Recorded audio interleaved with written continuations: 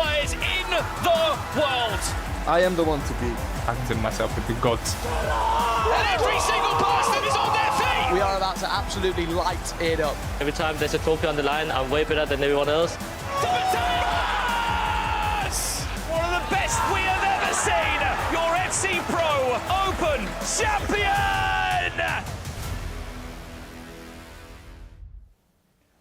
What's up, Tom? You all right, Case? What are you doing? Research. It's a big day today. Research? This is a comic. We have a show to get to. Case, I promise you, this is not a comic book. Come and have a look. Let's see. Oh.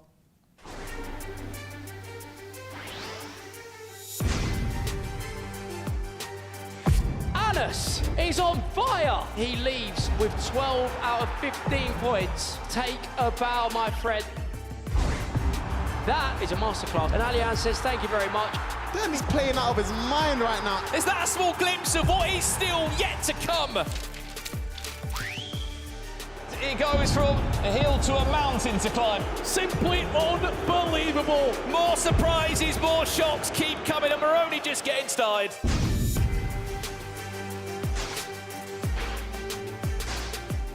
I believe I can win. If I play my best, I can win. I have all in my hand. I've got more than enough in me to at least qualify. I'm gonna qualify. They're gonna regret about this 3 points. All the players are so good, but I hope I will win it for sure. Hello and welcome to the FC Pro Open. Group C returns, and after what we saw when this group were last here, who knows what to expect tonight?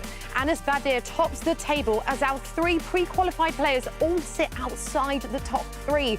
The FC Pro proving once again that absolutely anything can happen. Alongside me, we have the brilliant Tom Lees and Brandon Smith. Brandon, last time out we saw Group B in action. Today is all about Group C. What can we expect from them? Well, the good news is we're halfway there, haven't we? We've got 6 players already into the FC Pro Open finals. Tonight we'll find 3 more. But the story of this group is it's upside down, some will say, because Nicholas, the highest ranked player in this group, or was the highest ranked player in the world, is now down to 2nd. He's bottom of the table, Nicole. I know, we've got to talk about that, obviously. Tom, are you OK? Because I know you're a bit full of lasagna. Yeah, I'm there. I'm excited for tonight. Now we're on air. I'm excited. You're buzzing, you're ready. Talk to me about Nicholas, because what on earth happened to the Iceman? We all know what he can do. He knows what he can do. What went wrong? I mean, I think he's still trying to find that answer himself. You don't see Nicholas play like that very often. He feels unbeatable majority of the time. So he's going to have a big task on his hands tonight. And to be honest, he has to win the first game. He does indeed. Shall we have a look then at Group C, at the table, and how things stand right now? So, like we said, Nicholas sat at the bottom. Anas Badir, though, that is who we have to talk about, Brandon, because, I mean, unbelievable from him so far. Were you expecting this from Anas Badir? Absolutely not, Okay, for being honest. fair enough. That's for being honest. Just looking at the world rankings. I mean, look, we knew he qualified in Atlanta and he was the only African in the FC Pro Open this year, sort of taking the handle off Sharif, so to speak. But I tell you what, Tom, what position he's in, because he wins 1 game. You'd like to think he's pretty much there. He's in the FC Pro Open. Yeah, I mean, the first game's going to be massive for both of them, Anas and Nicholas here, because if Nicholas loses, he's basically gone. And if Anas wins, he's really getting close. I mean, it's interesting to see. This is the first time he'll come into a tournament with pressure on him. People will now be expecting something. He was the unknown quantity. He was one that people weren't sure about. To be honest, no one really fancied him at the time. Now he's come in and proven how good he is. It's now up to him to step on and do something special tonight. Yeah, Brandon, who are you most looking forward to seeing tonight? Who you've got your eyes on? I sound like we're just being a broken record here. We just keep saying Nicholas, Yeah, but it fair. is Nicholas. Like, there is a world tonight. He could still qualify, but as Tom says, he has to win every single game. I mean, look, from this group, I think it was Stingray and Nicholas that made it to the FC Pro Open finals last year, so by their own standards, they expect to be there. But unfortunately, the table shot's going their way. But for me, cannot wait to see Nicholas. Me too. Well, we will see him in a moment, because it is time to welcome Group C to the stage. First out here, he is. It's the Iceman, looking to redeem himself and claim a spot in the FC Pro Open finals. Nicholas, 99 FC. Up next, it was runner-up in the World Championships last year, and he's capable of beating anyone on his day. It's the Frenchman Brice.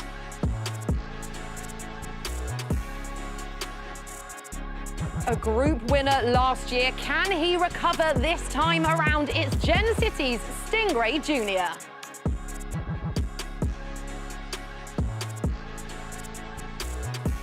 Here to show he can live up to the hype. It's RB Leipzig Gaming's wonder kid, Alian Lyon.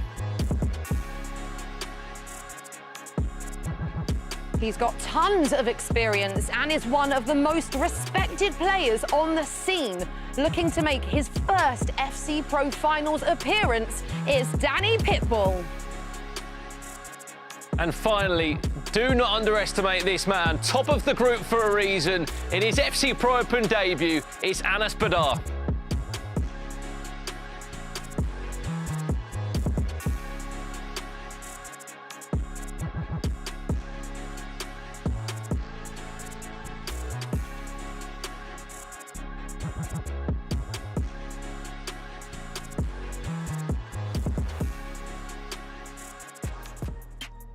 Right, guys, it is fantastic to be back, and I'm so excited for this Group C. We literally have it all. Wonder Kids, Icemen, underdogs as well. But let's chat a little bit about underdogs, because I feel like they have a little bit of an advantage. You don't know what to anticipate when they come into these competitions. A player like Anas Badar, no one expected it. I think it is a mentality game sometimes. I think there's one thing being good at the game and getting to the top level. It's another keeping it at that level. When you're expected to deliver every week, week in, week out, people expecting good things of you, sometimes can be hard with that. With an underdog, you come in, unknown quantity. If you go home and lose, no one's expecting much from you. Maybe you're not expecting much from yourself. So it is interesting to see how it plays out. I mean, we're going to see it flipped. Is Nicholas now an underdog? You never really say that. Absolutely, and I know everyone is watching for those FC Pro Live items at home because they are constantly updating as these players are competing and succeeding. Which one of these items stands out to you? I've got a few on my mind here. I think one, we look at Danny Pitbull mainly because of the intercept on Gilmore. I think that is probably the second best playstyle in the game right now. He's already got that plus, so if he gets the upgrades, he gets the 16 points, or if he qualifies the knockouts, he'll get another playstyle. I'm also interested in Fabian Ruiz. That is already a very nice item. 87 rated with the Tiki Taka. Got potential for some few upgrades there. He could really be good. Absolutely. Well, let's hone in on one of these players here. It is top of the group, Anas Badar. Let's take a look at his draft, see what he has going on here. Now, Tom, what stands out? It's quite a few things. I really like this draft, but I'll go through it step by step. The main thing on centre-backs, as I mentioned, right, I think at this stage of the game, everyone has to have intercept or intercept plus. If you have centre-backs don't have it, you might as well not have defenders. I'm also interested in the wingers. I think there's a real common theme in FC Pro at the minute. Both wingers are having finesse plus because a lot of through balls are going in. It's all about triggering runs and then they're in on goal. And actually the wingers are the goal scorers at this point. Also, we do have Team of the Year for the first time. 3 playstyles have been introduced into the game. We're seeing a lot of Russo, we're seeing Peugeot, and I think Haaland will be on display tonight as well. Obviously, I always like Bonmati in every pick. Then we also have Sega here with the Intercept and Incisive Plus, which I really, really like. Team of the Year icons, which are new as well. Some have 2 playstyles, some have 3. But I'm interested to see because she's actually in everyone's draft. Well, let's talk about Caroline Steiger because she is a fantastic item. I believe around 725K. So in terms of Team of the Year, not too expensive, but attributes here, Tom, what are you looking at? Yeah, I mean, I actually used her this weekend, and I'm telling you, insane value for the coins. I think one of the things that stands out to me, which I'll tap on even more when we're in the play style, is actually the 96 stamina. I think stamina is really important on midfielders, but also, if we have a look, any midfielder needs to be able to pass, and the dribbling, the agility and balance in there. I love all of it, to be honest. It is a perfectly well-rounded item. Absolutely love that for her. Let's go into the play styles here. I'm liking what I'm seeing. Yeah, I mean, I touched on Relentless earlier, and one of the main things for this is the roles this year. A lot of people are using box-to-box on the centre midfielders, which means you need a high level of stamina. If they're going to be doing shuttle runs back and forth, you need it. But I love the 2 playstyle pluses. So we talk Intercept Plus, I think, bar and finesse probably is the best playstyle, and then incisive as well. I mean, the 3 playstyles, she's got all 3 that you need in midfield with incisive, pinged, and tiki taka. First touch is a bonus as well. I think this is a playstyle that goes massively under the radar, makes a huge difference. I mean, to be honest, we might be talking about the perfect centre midfielder here. I could be talking all day about this, but yeah, she is one to watch, and for good reason. She's in all drafts tonight, and I think that tells you something. If every pro is selecting her, there's a reason why. Well, another one to watch is Anas Badar, and Rose is catching up with them now. I am with the man who topped the tables for his FC Pro Open debut. Is it going to be the same tonight, though? I hope so. Now, How much would it mean to you to be top 3 at the end of the night tonight? Of course, it was a dream for me to play in such a great event like that. So I hope I'm gonna be top 1, not only top 3. Now, world number 2 Nicholas is your first match. What are your thoughts going into that? Of course, he's as you said, he's number 2. Maybe for me, he's the best. He's a very good player. I hope it will end the same as it ended the last week. Like I won the previous match, so I hope I'm gonna win this match too. I hope. Well, Nicholas is looking for redemption tonight, so good luck to you. I'm excited to see how it goes. Let's check it out. Finally, we welcome the current world number 1, the Iceman, Nicholas 99 FC. Nicholas wraps up the first match day with 3 points. Maybe it wasn't his day. I just expected him to get more points, to be honest. This week, the worst player, I think it was me. He can't have a worse week than he did today. The level's too high for Nicholas to be performing this bad. You know when you are losing and losing and losing and you don't know how to recover. What I thought the whole night was what I'm doing wrong. We don't know what to change or what to do. Someone like Nico is never going to have 2 bad days like that. He's a fighter, he's always going to try his hardest. So I need to analyze what I did wrong. I have to be better. Well then, here we go for match day 7 of 8, technically. We are halfway there to finding out who will be in the FC Pro Open. I mean, look, Case, this was the lowest scoring group on paper out of the 4 we've seen. Hopefully that can change tonight, but more so, will Nicholas find a way into the top 3? That's the question, isn't it? No, it's insane because I feel like if a lot of people predicted this group before the last week, you would have predicted the exact opposite. There are some top-tier competitors in those bottom 3 spots, so they're going to have to really work hard to try to get into that top 3, which is the goal. Absolutely. As we said, there's loads of games to get our teeth into tonight. So many matches to get through. You're with us for the whole journey. So much to unfold tonight, including that Mystery Nation. We won't give you a clue just yet. We're building into it tonight. But as we said, 5 rounds of action. Only 3 players can make it through. And it's the same order of matches, I believe, as well. So this is where we really first saw Anas Badar announce himself onto the world stage. We saw him back at Atlanta qualifying, Case, but he kicked off before the Christmas break with a 7-3 win against Nicholas. Can he go and do it again? I mean, I think so. I think that he came in here coming in with that chip on his shoulder. People don't know what to expect, and he exceeded everyone's expectations. And so he's looking to go back-to-back because, in all honesty, he's top. If he wants to get that top 3, do minimum. I mean, he can make a couple mistakes being in the top. He only dropped one win last time we saw him. He only dropped 3 points. He picked up 12 from 15. He had near enough a perfect day, and hopefully that'll be the same for him this time round, especially representing Africa this time. The only player to be here representing that region. So many good games. Also, Alian takes on Brees, the runner-up of the World Championships last year, and Stingray will take on Danny Pipple. As we get this party started, well, that's what I'm saying at the top of the showcase. I mean, it was Stingray and Nicholas out of these 6 players that were the FC Pro World Championships last year. Do you think one of them will be there? Yes. I can't predict which one, but I think at least one of them. Well, very nearly was Nicholas introducing himself straight back onto main stage there. As he does! Just 3 minutes in! It's a long road to redemption for the Iceman, but that's just the start he wanted.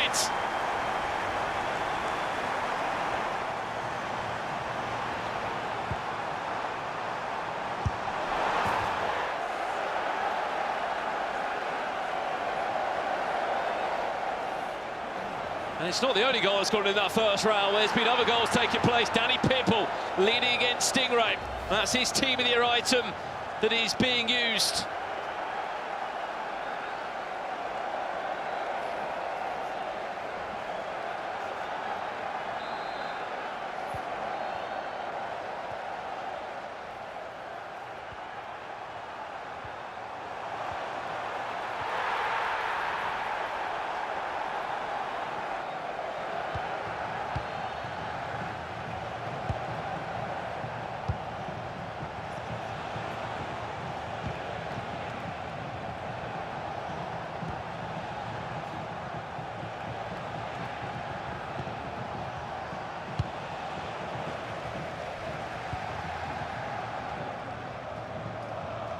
Well, this has been the Dream start for Nicholas. As we said, he lost 4 out of the 5 games last time we saw him. He could be in for a second early doors. He is!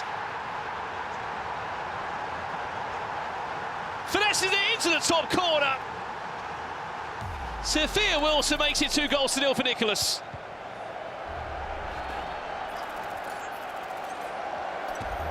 What a start. What a start here for Nicholas. Sophia Wilson, fantastic player from NWSL, starts off with her. Into Nico Williams, massive shot, makes it 2-0 for the Iceman. Well, look, it is very much all in his hands. I mean, if we can get a poll going in the chat for those that are watching on YouTube, of course we can see you on YouTube and Twitch. Will Nicholas qualify? That's the question I want to ask you at home, because it is very much in his hands, but it is such a big ask for him. Has to win every single game, Case. He cannot put a foot wrong. Is he feeling that pressure, do you think? Absolutely. I mean, being the top-ranked player coming into this group, you have so much pressure on your back, but he's been in these positions before. He has competed at the highest levels, under the lights, and I think that he could do it. Here comes Stingray now of Gen City. He was unbelievable this time last year in the FC Pro Open, as he just about equalises there. Decent run last year, he was in the top 8. He topped his group, he only lost 2 games back in January last year, 24 points. And he'll be happy to get that goal and get his first underway, Case. Another goal here with Sophia Wilson as well. She seems like such a top-tier competitor to have in these drafts. The last time those two played, Stingray lost 3-0, and so he's looking to have a different result. Nicholas not far away from being 3-0 up there. How can he manoeuvre this one from the set piece? Michael finding Bonmati.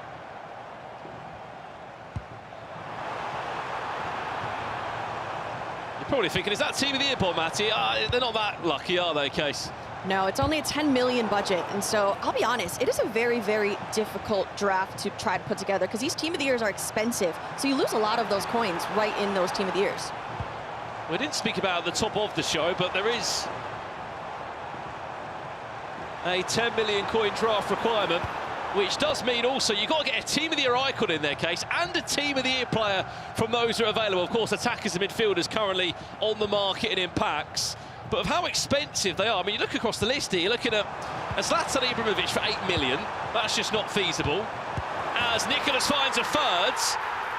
But you can work down the list. I think you've got Wayne Rooney or Sega as your 2 cheapest options. All 6 players have gone for the Swedish midfielder in there, which, as you saw at the top of the show, she has got some good play styles and she's very much usable still.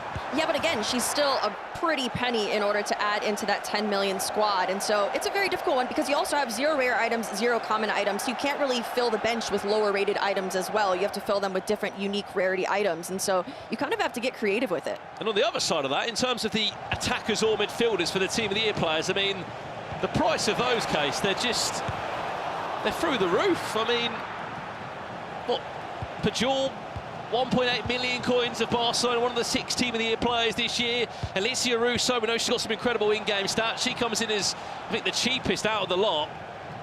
Yeah, I think that's why we're seeing mainly Russo and Pedro. I think there's one Holland as well. So they're definitely going with the cheaper options and trying to fill around them. Well, back to this game. We haven't really spoken too much about this one. Allianz line against Bryce. It's 1-1 in this.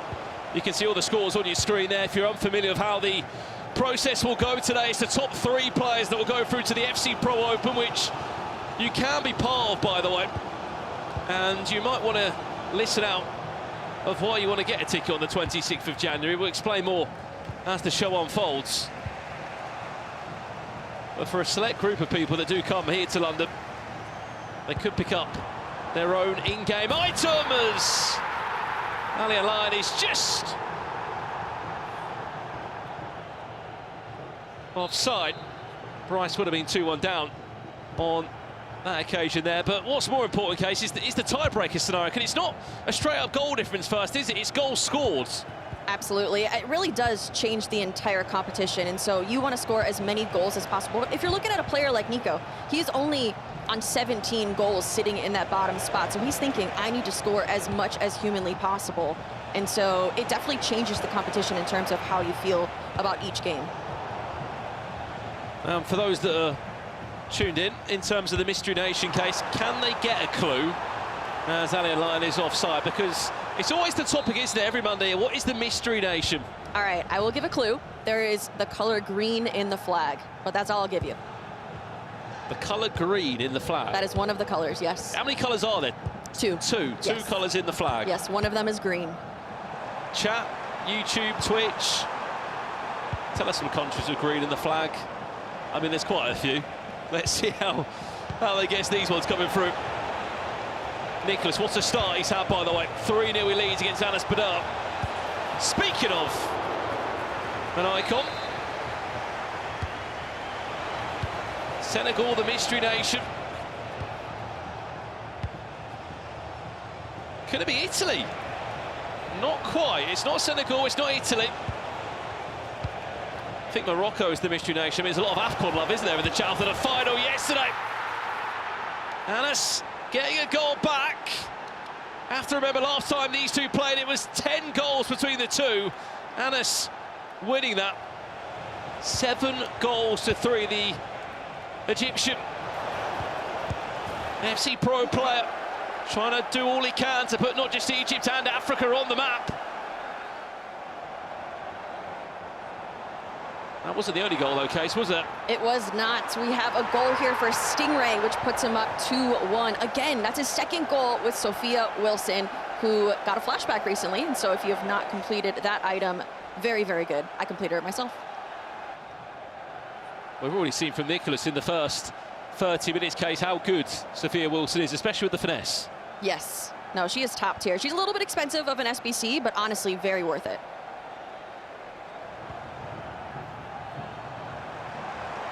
Well, there you go. Will Nicholas qualify for the FC Pro Open? This could be perfect time as he goes to score.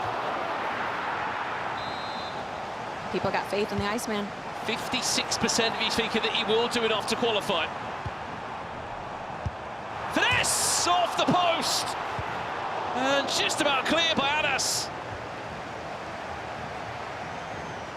You already knew there was going to be a different feeling in the air with Nicholas tonight. And we're only 30 minutes into this game and you are seeing a warning sign of just the type of player that has arrived in the new year. Yeah, this is already a completely different situation here for Nicholas. Nicholas didn't win a game until his last game, the last time we saw him, and so he's already starting off much stronger. A lot of time left, though.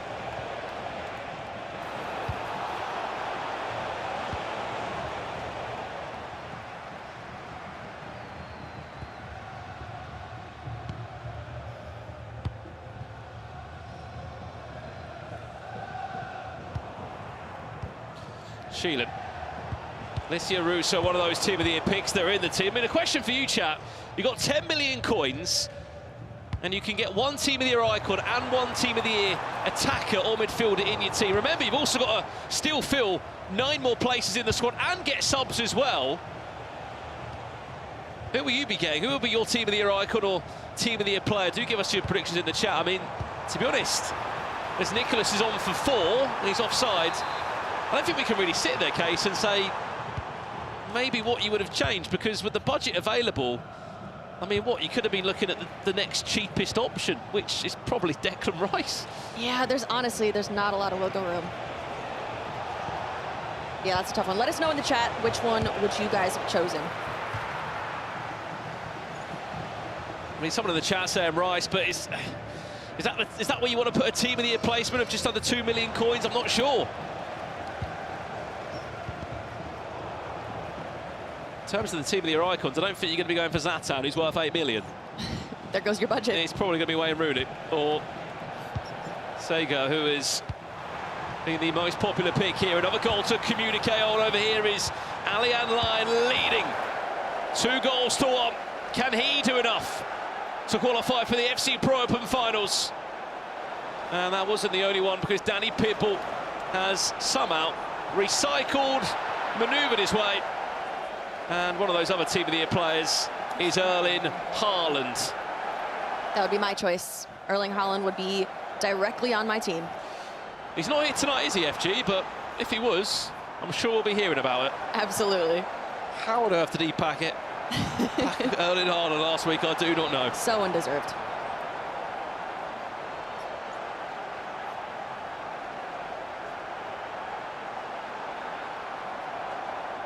Two here, we're heading into half-time. All square added time has been played.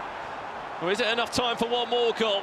Oliver Kahn doing enough to pick it up and clears it long. 2-2 all square in that game. And as we said, we can see the chat in front of us now. We asked you what team of the year icon or team of the year player you'd be using in the squads, and that's because we've got draft requirements case in front of us. 10 million coins, this is what you may have missed, and this is what the players are using. It's a difficult one, isn't it? We've all been saying there's just not enough coins. Yeah, you might hear 10 million and think that's a lot, but once you start having to add in a team of the year item, a team of the year icon, and then also different unique rarities in the squad as well with no gold, silver, or bronzes, your budget gets eaten up so quickly. So it doesn't really leave you with that many opportunities, which is why we see a lot of Alessio Russos, Pejors, one Holland. But yeah, it's a tough one. It's so odd not to see gold items in these teams. It is. No gold rares, no gold normal items, as you'd call them, as Nicholas finds a 4 before half-time. And for those that did put some money or investments into Garnacho, who's his FC Pro Live item, I'll be honest, a lot of people probably would have sold him by now after what happened last week. But there is some upgrades that could follow tonight. If he keeps on moving like this, Nicholas 4 and Espadé 1. Fantastic goal there with Jude Bellingham. Anas not feeling too great as we see another goal here. Brees into Sophia Wilson again. I mean, she might be an MVP of the night. You see the celebrations there from Brees. We saw him in the World Championship final last year, which is why I was a bit surprised to see how he landed in the group last time.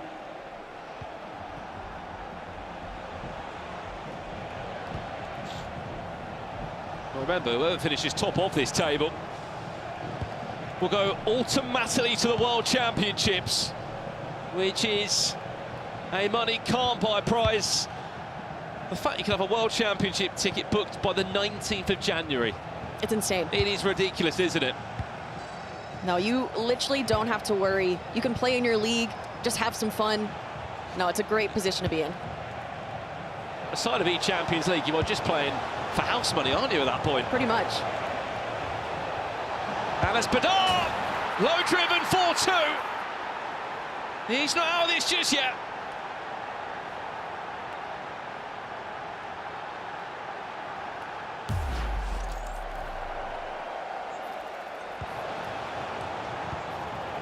This one's with Claudia Pina twisting and turning, the people's champ, of course. Low driven. No shock there with Claudia Pina. Great goal to try to get him back in this game. No shock about Claudia Pina getting in team of the year either, was there? Of course not. I bet every single person voted. 5.5 million coins roughly on the market right now for Claudia Pina team of the year. Deserved. She's too good. It's like every time the game has a patch or a change, you just can't get away from her. She gets another promo, doesn't she? That's why she's the people's champ. Well, half-time in that game gives us a chance to join this one as Bryce leads this by 3-2. I mean, just a word on him, how impressed. I don't think anyone expected him to be in the grand final of the World Championships in Saudi Arabia in the summer. He came second to the world champion. He could have been world champion. Yeah, he got so close. Honestly, no one anticipated it, but now I'm watching him, and he's one of those players to never forget about, which is, like I said earlier, I was not anticipating him to be towards the bottom of this group. But again, this entire group shocked me, and so I think today is going to be very, very interesting because we're already seeing some different outcomes from what we saw the last time.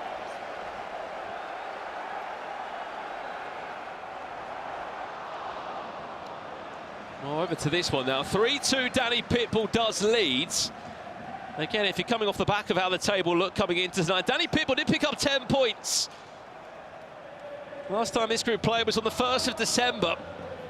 As we said, it was the lowest scoring group out of the 4. Only 126 goals scored. Compare that to some of the other groups we've seen, 160 plus, 180 plus goals last week.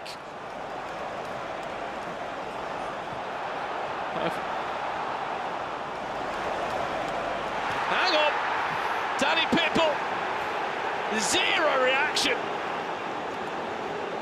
He's locked in. Just found a fourth. As you see the replay coming in here for the Stingray versus Danny game, it is Danny Pitbull. There's the reaction from Sting. I heard it. I heard that reaction. I wasn't sure I think we quite felt what it. happened. Yeah, shook the whole room, actually. Bryce, 4-2 up in this game. I mean, the obvious question, Case, are we going to see more goals than we saw last time there? I think the answer is probably yes. Yes, I think so as well. The pressure's higher today. They want to lock in those spots for the knockouts. Especially with the tiebreaker as well. Goals scored is just so important.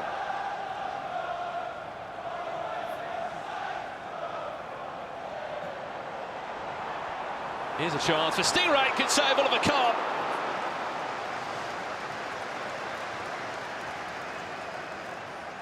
I mean, one fact about tonight for all 6 players is Oliver Kahn makes another save. He is the most popular choice of goalkeeper. He's in all teams tonight. He's the new icon for this year in German shot stopper. And speaking of icons and heroes, that man in possession now, Maicon, also in all the teams tonight. I mean, a question for the chat that's watching.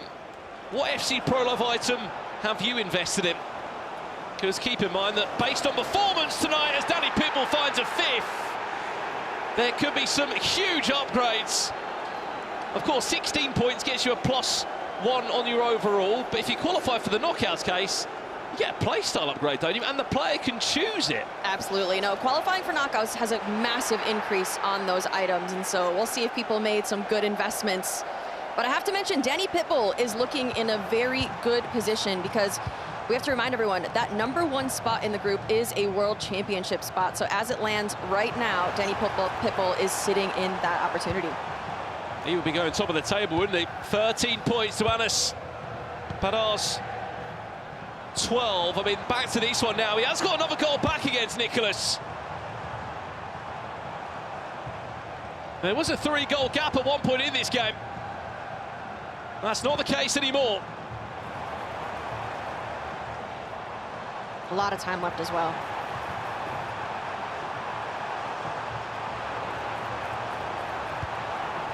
Long old 9.5.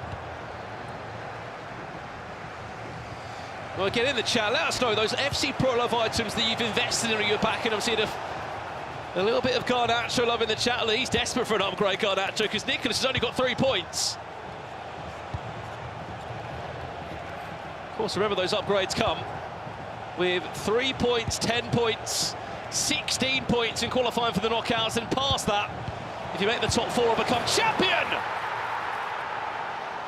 there'll be even more upgrades. One man that will be hoping to be in the World Championships is the Egyptian, who has just tied up the game at 4-4. An Aspadier into Lamine Yamal, Alessio Russo, Team of the Year. He made the right choice in his Team of the Year pick there. Puts him in a much better position. Quite a comeback there. Speaking of comebacks, Alian, 4-3 and then 4-4. The Bulgarian youngster, who has been described as the next wonder kid, has just pulled 2 goals back against the runner-up of last year's World Championships. What a game that one's planned to be. What a game across the board.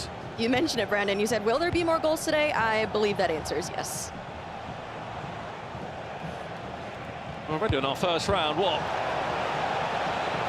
23 goals as Bryce back in front, 5-3.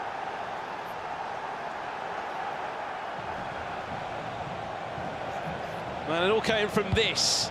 Zico, Dembele, Sophia Wilson, who really has been the star of the round so far, hasn't she? Absolutely. No, she is such a fantastic item.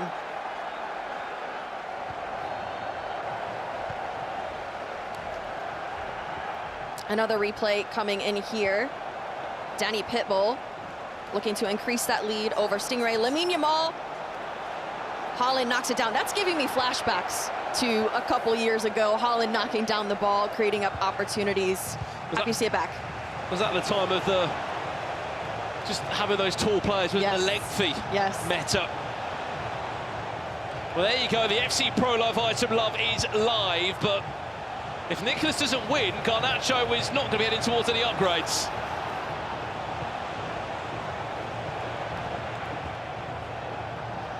Invested in Nuno. Happy with my pick so far.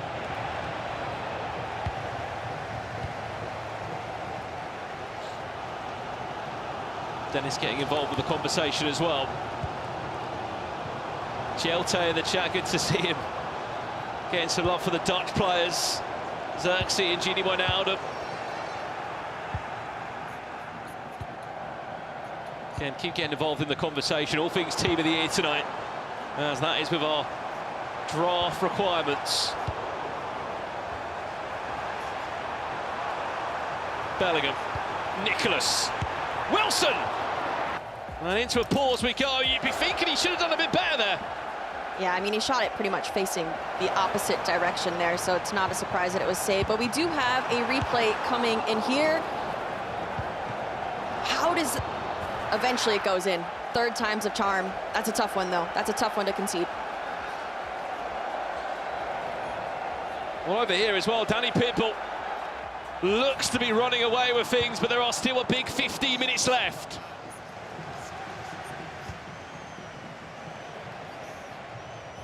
Falcons Mike in the chat tonight as well. Good to see you, Falcons Mike. I had Nunez, and then I sold him. I mean, he still could get more upgrades, Mike, of how Anders Vergang's been playing. If he made a bit of profit, that's the main thing. Still can't see any correct guesses on that mystery nation. Michael in all 6 draft squads tonight. Bellingham. You'd like to think that with, what, 10 minutes near enough on the clock, he should be through with that result. Yeah, you'd think so. Well, back to this one now. Let's keep our attention on this one for a second. Remember that Nicholas needs to win every game tonight to have any chance of getting in the top 3. Yes, you are reading it right. He's bottom of the group so far. He was number 1 ranked in the world, and Anders Vergang took that spot away from him. Here's Vitinha. Tries his best to finesse it in, wins a corner.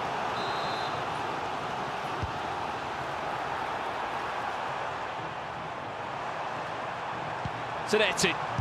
Sega! 5-4, Nicholas!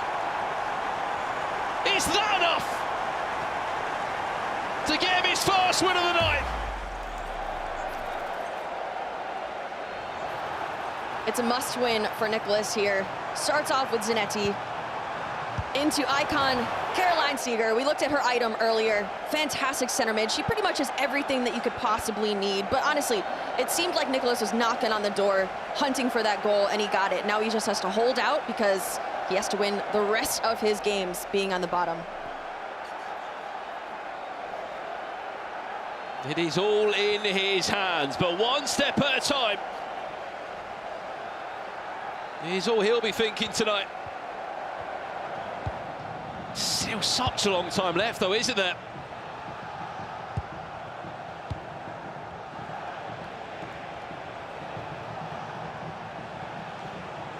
Mariota, another one of those players that picks up a team of the year, but again, just cannot be in the team because of the price and the budget that's been available. Is that Lyle? I haven't seen him for ages.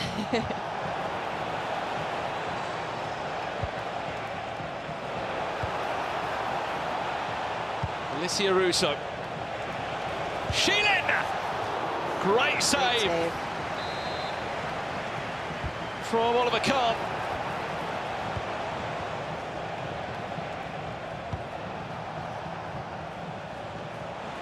Oh, what a turn that is. Just bonded off the ball by another icon there in Zanetti. 11 minutes left.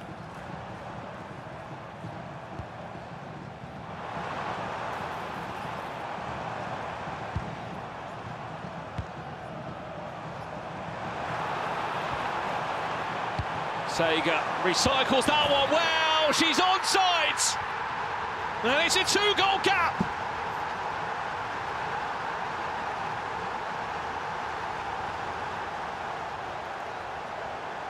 Is that enough?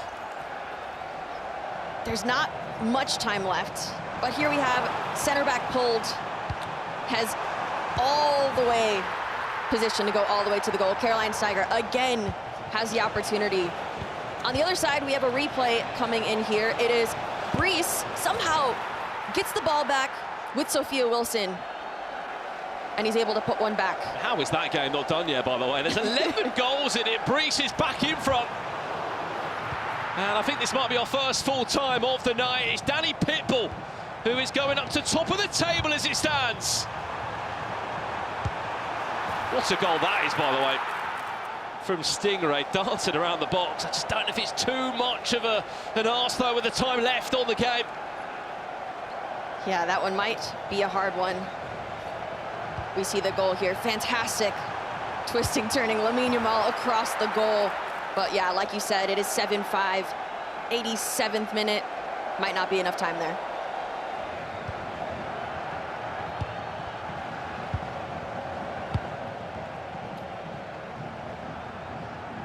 Well, Danny Pitbull, Stingray looks to conclude first.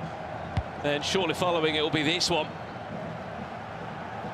Brees 6-5, he leads.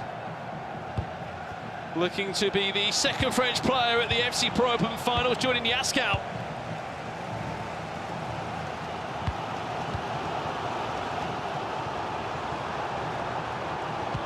Smith. Clever little idea with a double tap pass into the fee off the Barcelona forward.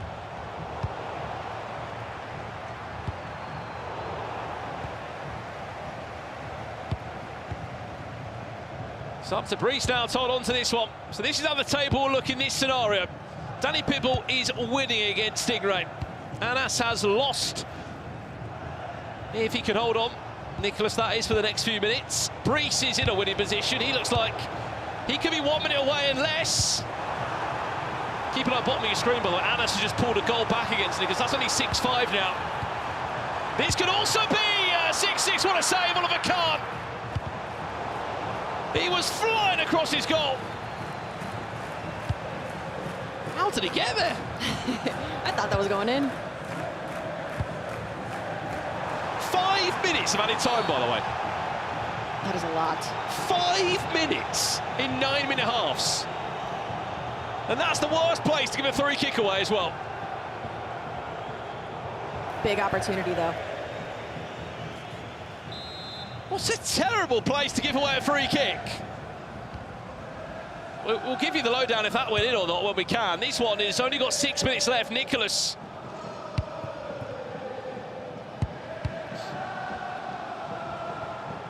I am just hearing that free kick did not go in, by the way. Do not panic. Vitinha.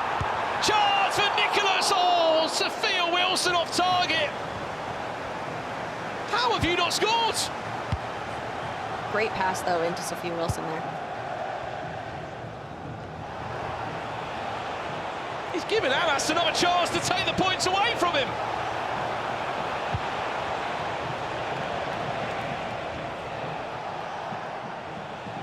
Potentially on goal difference here. Even a draw would keep Anas top. Russo. Teo Hernandez again defended well by Nicholas, who's just 2 minutes away. He had to wait until round 5 last time we saw him to win a game. He lost his first 4 matches last time in this group. 9-5, Danny Pitbull, he is on his way to 13 points and potentially the top of the group. But Anas is not giving up here. He's got added time to follow. How much will he get? 3 minutes of added time. Vitinha. Pinner. Oh, wow! Do not count this man out. 6-6. Nicholas knows more than anyone. He has to win every game tonight.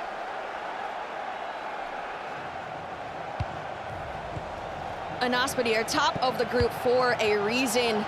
Claudia Pina starts it off. Beautiful finish. He ties it up. And he's looking to secure that top spot. And so even a draw here will help him out massively. But unfortunately for Nicholas, That's a tough one to swallow. Well, they're currently in the pause menu, the two players. That's Nicholas probably trying to find any way that he can put together one more attack.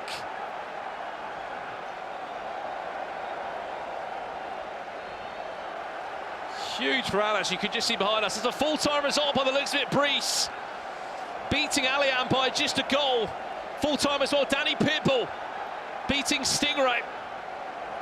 And it's the only game left of the first round to conclude.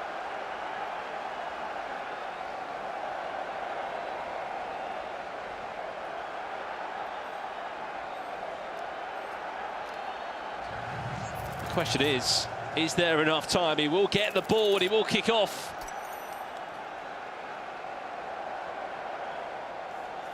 From centre. 1 minute 30 left for Nicholas to try to unpick.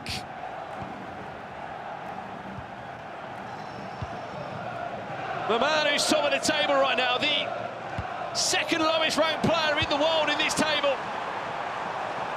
But has Nicholas got one more answer for him? Haalands, Sega, intercepted well by Yabstam, who will clear it away.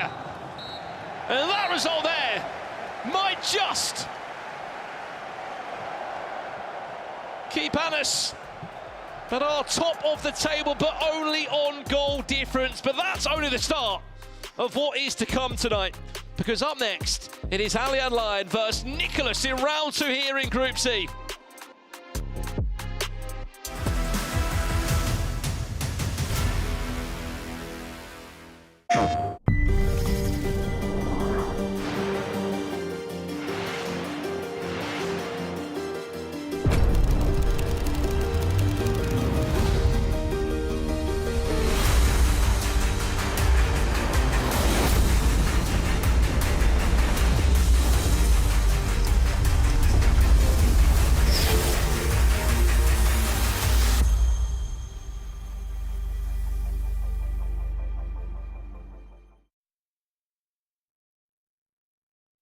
PlayStation.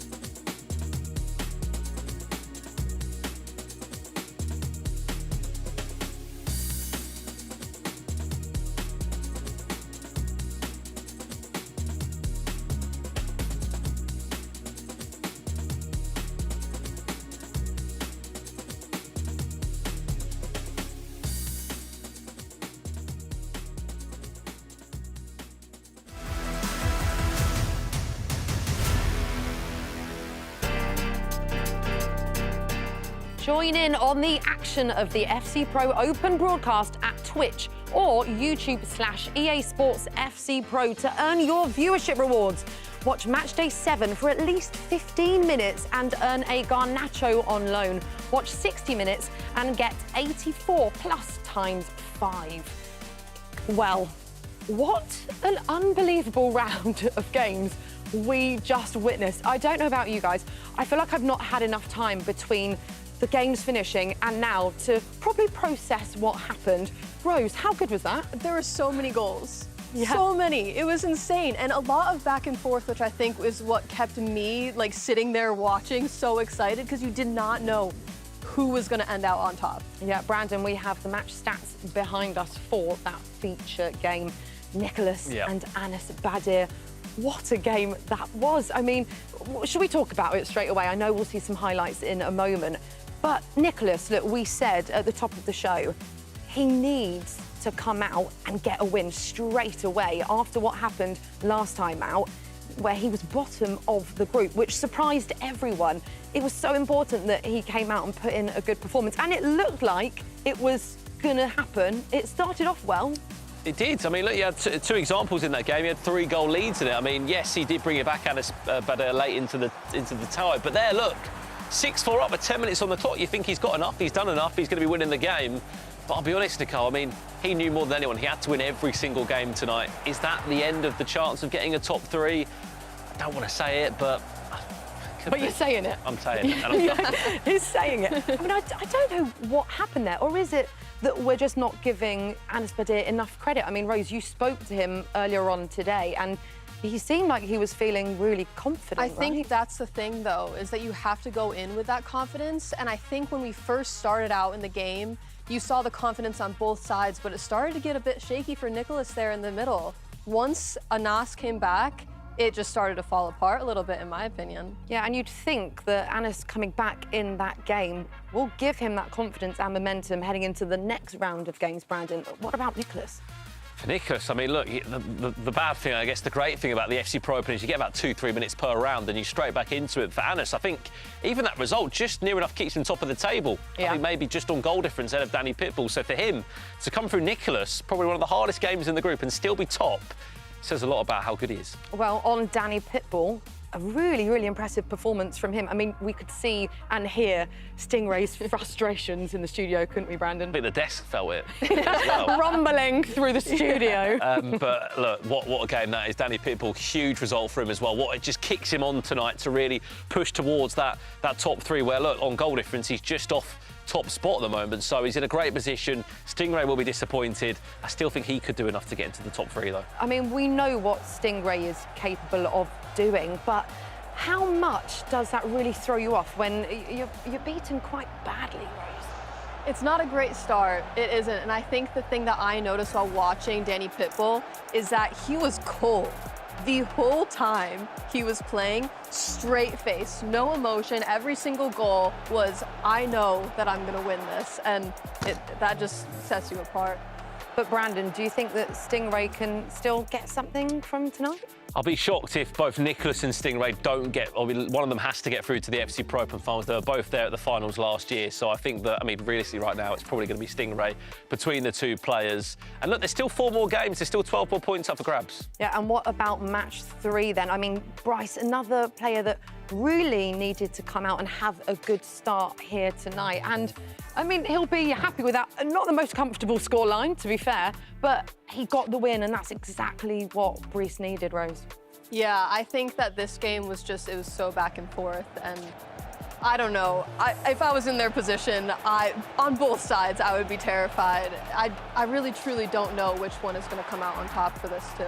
What did you make of this game, Brandon? I mean, I know you were trying to be across everything, loads of goals. It was hard. I think there was about 40 goals in the first round. Yeah. I would say they didn't want to give up, did they? Either the 2. I mean, Allian came in front, and then Bryce was like, no, get back in your box, get back. And, I mean, look, Bryce came through and was composed in the end, but he had 9 shots and scored 6, so he's pretty clinical. Well, it's because these players know, Brandon, what is on the line, and they know how important every game here is tonight. Let's have a look, then, at the table. How Group C is looking right now after that round of games. So Anas Badir is still top. which we weren't too sure because actually at one point it looked like Danny Pitbull was going to be on top, but I mean you can see both on 13 points. Nicholas still right at the bottom. What was happening? Oh, I don't know. It's really, really surprising. Of course, I was saying goal difference there. That doesn't matter, does it? It's goals scored, isn't it? That's the first tiebreaker. So for Anis, keep scoring. I mean, as the many tiebreakers go down, it's goals forward, goals scored. So more of the same for him, and he's on his way to the World Championships. Yeah. OK, it is time now for R3 with Casey and Tom. Thanks so much, Nicole. I'm super excited about this next segment because I'm constantly looking for items that will upgrade my Ultimate Team, help me out in the Weekend League, because I need all the help that I could possibly get. So let's talk about one of those affordable items that we can add into your guys' team. It is Thunderstruck David Beckham. Now, Tom, talk to me about why this item is so great. I mean, if you were following last week, I mentioned my love for passing, how important it is, and David Beckham can play centre midfield, and as we're going to highlight, we see the passing coming in at 93. And basically every stat in there is perfect. I think any midfielder is essential in this stage of the game. They have to have good passing. He's actually very balanced. I don't mind a centre midfielder that isn't that great at defending. You wouldn't want two of them, but if one of them can't defend, we can deal with that. As long as they can pass, that is the entry level to any midfielder. So we take a look at the play styles, you obviously a massive improvement on the stats as well. The stats help, but we know play styles are very important. I mean, if you have a look at that, you can tick nearly every single one in there. Every single one. I could be tapping it all day, to be honest. But ping pass, obviously really good. Incisive silver, tiki-taka silver, I think is really important because if you can't have the pass in motion without tiki-taka, it doesn't really work. You need to be able to play first time. But something else I actually want to highlight is the dead ball set piece. I think it goes slightly under the radar, the dead ball play style, sorry. It goes slightly under the radar. I think you need a player in your team with it, at least one. Absolutely, and this card is only 133K. So you mentioned dead ball. Now let's talk about an opportunity that we saw in the last couple of weeks where we saw a set piece, player with dead ball. It is Emre Yilmaz against Umit. Yeah, I'm going to break this down for you into 3 stages. So when taking a set piece, it's about the accuracy, it's about the technique, and it's about the power. So the first thing you're going to see is he's going to move his accuracy line, which is this long one, basically determines where the shot goes. So he's moving the line around, deciding which way he wants to go. He's obviously waiting for the goalkeeper movement here. So using the left stick at the minute, he's going that side. He's looking what side to go with the left stick. With the right stick now, if we just stop it there where it has the name on, that I don't speak Dutch very well, but I'm pretty sure that says outside the foot shot because he's gone that side. So with the right stick, he's moved it there, which is going to take it to outside the foot. Obviously, if he goes the other way, it's inside the foot. That is essential for where he's going to hit it. Now, as we see this progress forward, he's going to aim, and you're thinking, right, outside the boot, it's going to have to start. Yamal is slightly blocking our view, but if we just stop, we can see the line. I'll draw it for you if you can't see it. If you see it there, that is the line. That is where the shot's going to go, and it's an outside the foot shot. So he's got the accuracy, he's got the technique. He's also called 2 players short. This is just using L2 and R1, just in case, just to keep you on your toes, just to say, look, I might not shoot here, so you're going to have to mark a few things at once, but that's not important. The important part is what he does next. So we spoke about accuracy, we spoke about technique, and now I want to speak about power, because when he powers it up with 3.5 or 2.5 bars of power, going into 3, he's actually holding L1 here. L1 adds a power effect onto the set piece, so instead of it just being struck normally, it's got extra power on it. And if we just play it through a normal speed, please, you'll see just how powerful that is. I don't think any goalkeeper stops it. I just want a quick rewind and just a quick recap, if we can, of the 3 things. So first thing you're going to do, if we just stop on that freeze frame, a little bit further to the post, yeah. First thing you're going to do is make sure the line is perfect where you want it. Now it's outside because obviously we're going to curl it, which is where the technique comes in because he's curled it the whole way around. The further you go around with that, basically, the further around it is, the more outside the boot it's going to go. If you go in the middle, it'll be struck straight. If it's outside, it's going to have curve to it. And then that's that, and then it's the power to finish it off. We see, if we just stop on the power bar, that is 2.5 to 3 bars of power. I mean, my line is all over the place there, but you know exactly where I'm trying to go. My technique, or my main bit of advice for that, is do not hit it too hard. Do not go to 4 bars of power because you will hit it into rose ed. But they're the 3 things you need to think about when you're hitting it. I also promise you that anyone of any level can do that. If you just copy it, it will work perfectly. Even me.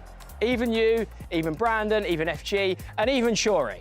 I promise you, anyone can do it. It is really simple. It's just about practice. Pros know how to do it as well because they will spend hours and hours working on free kicks and corners because they're effectively a cheaper goal. If you know what you're doing, every time it's just rinse and repeat. It's just muscle memory. All right, well, Tom, thank you so much. I've been taking notes. I'm going to add that into my weekend league, but you got to get over to Casters because we got another round of games to get into. Well, how about this then? Very quickly, stop for a second. YouTube chat, Twitch chat. Are you free on the 26th of the month in January? And why I say that, Tom Lees, is because there's quite a special opportunity for the first time ever. If you attend the FC Pro Open Finals, all attendees will receive the winner's SBC item that the winner will get to choose and develop, but also 10 people will pick up a Team of the Year item. This is the first time ever at an event in the FC Pro scene. You can come to an event and you can be given a live item. Tom Lees, that is unbelievable. Grab your phone, scan the QR code, get your ticket, because they're going to be very limited. I'm going to need to get my phone, Brandon. I need a Team of the Year. I mean, that is some opportunity for people coming down. 10 of them winning a Team of the Year is insane. I'm going to have to go and scan my QR code, mate, because that is something I can't pass up on. Wow. That is unbelievable. That is actually 10 of you that turn up will get a Team of the Year item. Again, if you're wondering where we are, we're in London. Monday, I think it goes live at 4 o'clock on the 26th. Get a ticket, scan the QR code right now. That is unbelievable. Everyone else that does come will also get the winner's SBC item, which the winner gets to decide and choose certain play styles as well. I remember it was Anders Vergang last year. Was it Bastian Schweinsteiger? Yes, I think so. That he was moving some of the live play styles around. Anyway, enough of that. Scan your QR code, grab yourself a ticket. We've got our attention to turn to here. Tom, headline news for me. Is that it for Nicholas? I think it could be. I think it is. I think it could. He had to win that first game. Only a draw, conceding in that manner at the end as well. I have also had it in my ear that it's actually a meet and greet with Harry, Shorey and Ryan next week if you're there. So go get yourself there. Tom? I will be there. I will be there, my friend.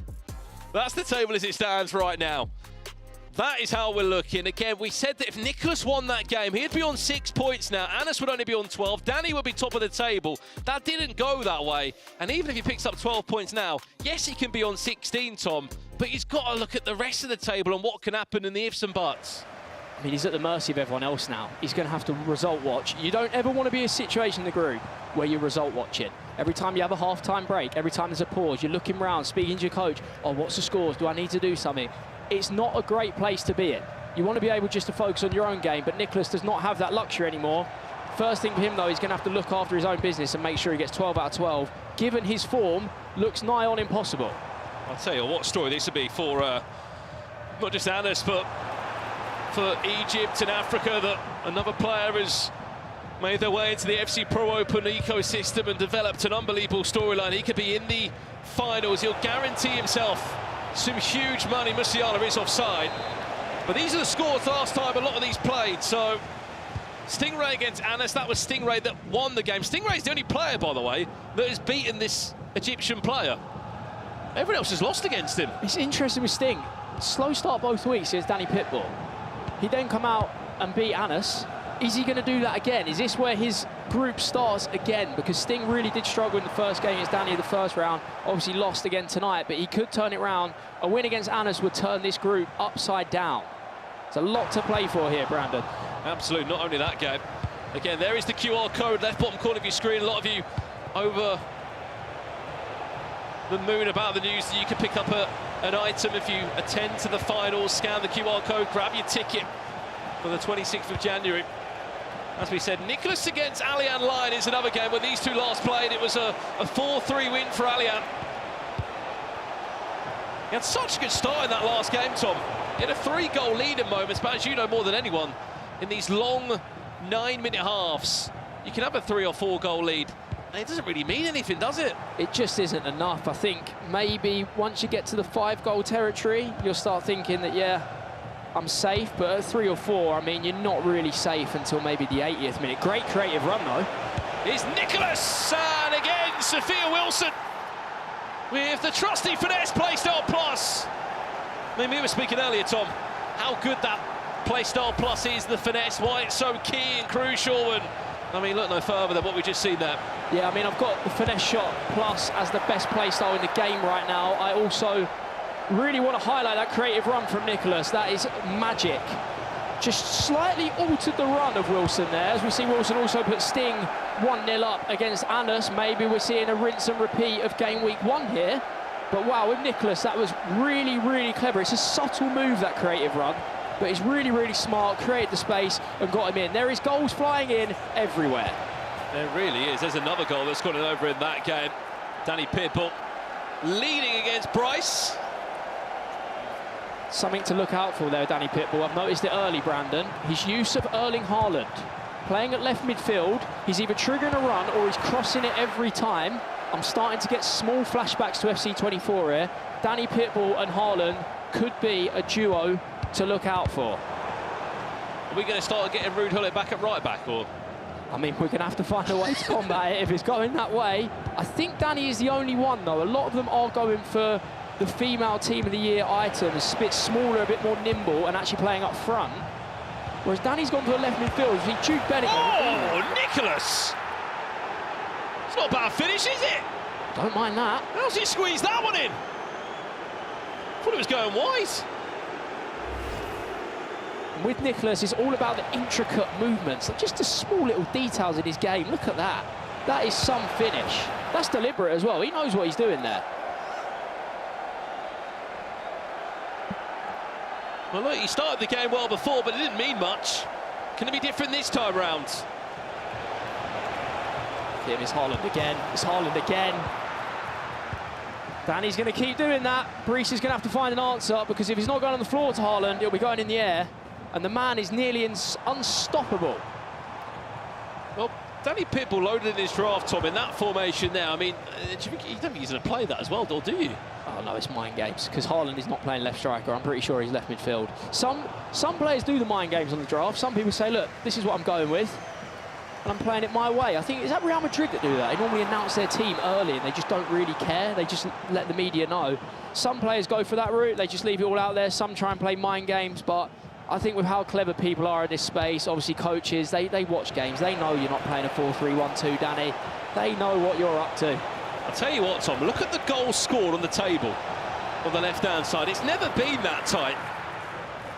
I mean, the point tally's tight, but remember, it's goals scored first as the first tiebreaker. You've got Ali and Lionel Stingray on the exact same points, the exact same goal scored. And of course, it goes head-to-head next, then after that we go to goal difference. There is a lot to play for. Only 3 of them will qualify for the FC Pro Open Finals. That's just outrageous from Danny Pitbull. I'll take your left, I'll take your right, I'll take your left, and I'll score. This is the next level of the Haaland play. So you now know that he's interested in Haaland. Look at Haaland at the back post, and you now have to mark that. The only thing is, players at this level, they can do both. You're going to mark Haaland, no problem. I'll cut inside anyway. I think Danny has worked on a few patterns here. You can clearly see down the right-hand side, that is his outlet. He wants to go out there, and he wants to have 2 options when he comes inside. It's either Haaland back post, or it's what he did there, where he works it inside. Keeps you unpredictable and nigh on impossible to mark as Alihan gets one back. So you think maybe Haaland's the decoy? He can be. He can do both. You see some players just watch and they think, oh yeah, I'll just keep crossing it to Haaland, regardless whether it works or not. If you want to go up another level, you've got to do both. Yamal. In blocked. I mean, a question for the chat again. Mystery Nation, you haven't guessed it right yet. We will give you another hint in a second. Well, do let us know what you think it could be at home. Of course, Case said it had green in the flag, of one of the 2 colours that's in this nationality's flag. Another replay of what we've missed here, and it's Alian scoring an equaliser against Nicholas. How quickly does this game change, Tom? You're 2-0 up, now it's 2-2. And it could be 3-2. Hang on, Smith! Momentum building from Alihan.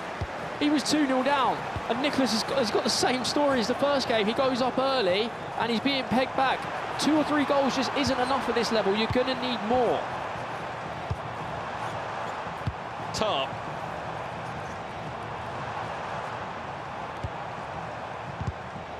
Sheelan and Sega linking up the 2 Swedish icons.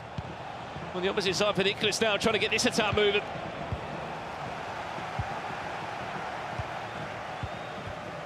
Well, the Mystery Nation, we said there's green in the flag. Is it Portugal? No. It isn't Portugal. Is it Saudi Arabia? It's not Saudi Arabia.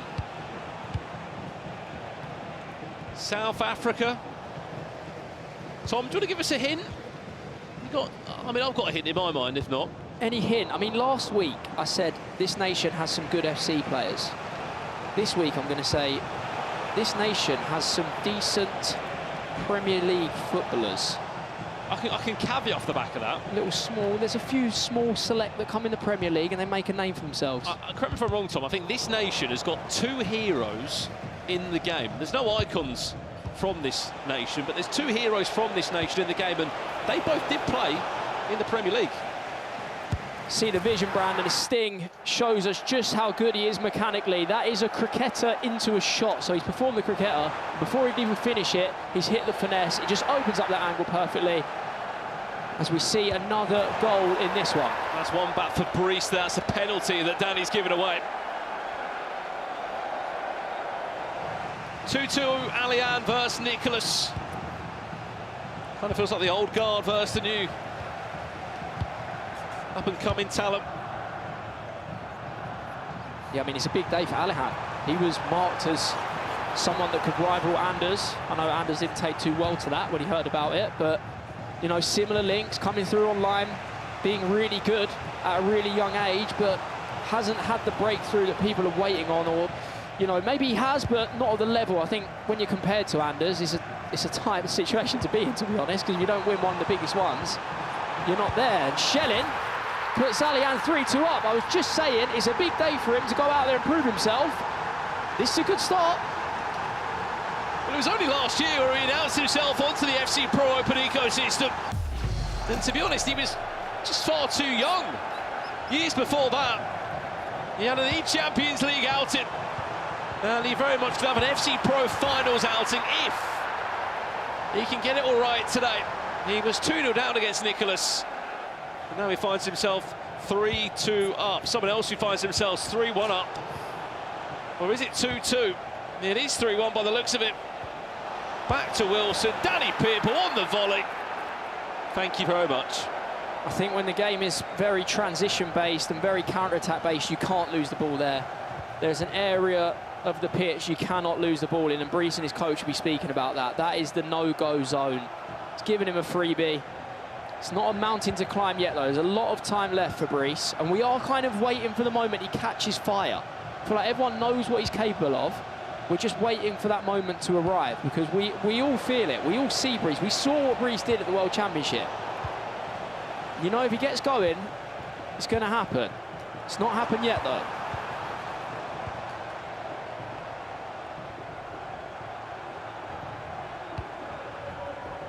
And that's the table as it stands at the moment. Danny Pearple, 2 wins from 2 tonight. And the second highest goal scorer. It is all running away from Nicholas by the looks of it. One thing that must be said, though, Tom, is that even if you don't make it into the top 3, there is still something to play for on that 4th spot, isn't there? You can make your life a lot easier next season, as a top 4 will sort of skip you past the part of the competition, will get you an invite back to the qualifier.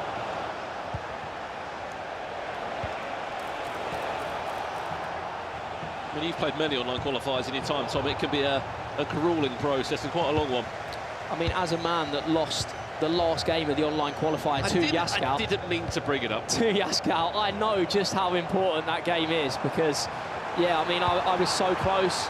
I mean, I'd actually say I played pretty well. Yaskow killed me off in the last 10 minutes of the second leg, and look what he's gone and done from there. But yeah, it is hard. If Yaskow goes and wins the FC Pro Open, you're fine. That's your excuse. Yeah, I'll be asking 5% prize money as well, Yaskow. If you're watching, you've terrorised me one too many times, mate. I'm going to need some kind of recuperation off that, because he is good. I did see it at the time as well. I wasn't too harsh on myself, because I knew that the level he could play at, and he's gone and proved it from there. He's been one of the best players in the EU West region. And yeah, if you are going to lose, for me, I like losing to people that go and play really well, because you know that, you know, you've given it to someone that's actually at the top level, and you haven't just lost out on a freebie as such. Nico Williams on Matty. Some more mystery nations coming through. Is it Australia? We did give you the heroes clue, but where's the green in the flag? Is it Ireland? No. I mean, we're giving you the Premier League hint, haven't we? The Premier League hint, I get it. The Harry Kewell and the Tim Cahill, but there's no green in the flag. There's no green in the flag for Romania either. I like the Australia guess, though. I like that guess in terms of you're listening to me and Brandon. Nicholas, it's your time to make it 3-all. There's your finesse, and there's not the finish. Oh, no, Nicholas. You're going to have to replace the controller. You've got to blame it on the analog stick at that point, because that precision shooting is not what you want to be doing on the big stage. Well, that was goal number 50 of the night as Brees pulls on back before half-time.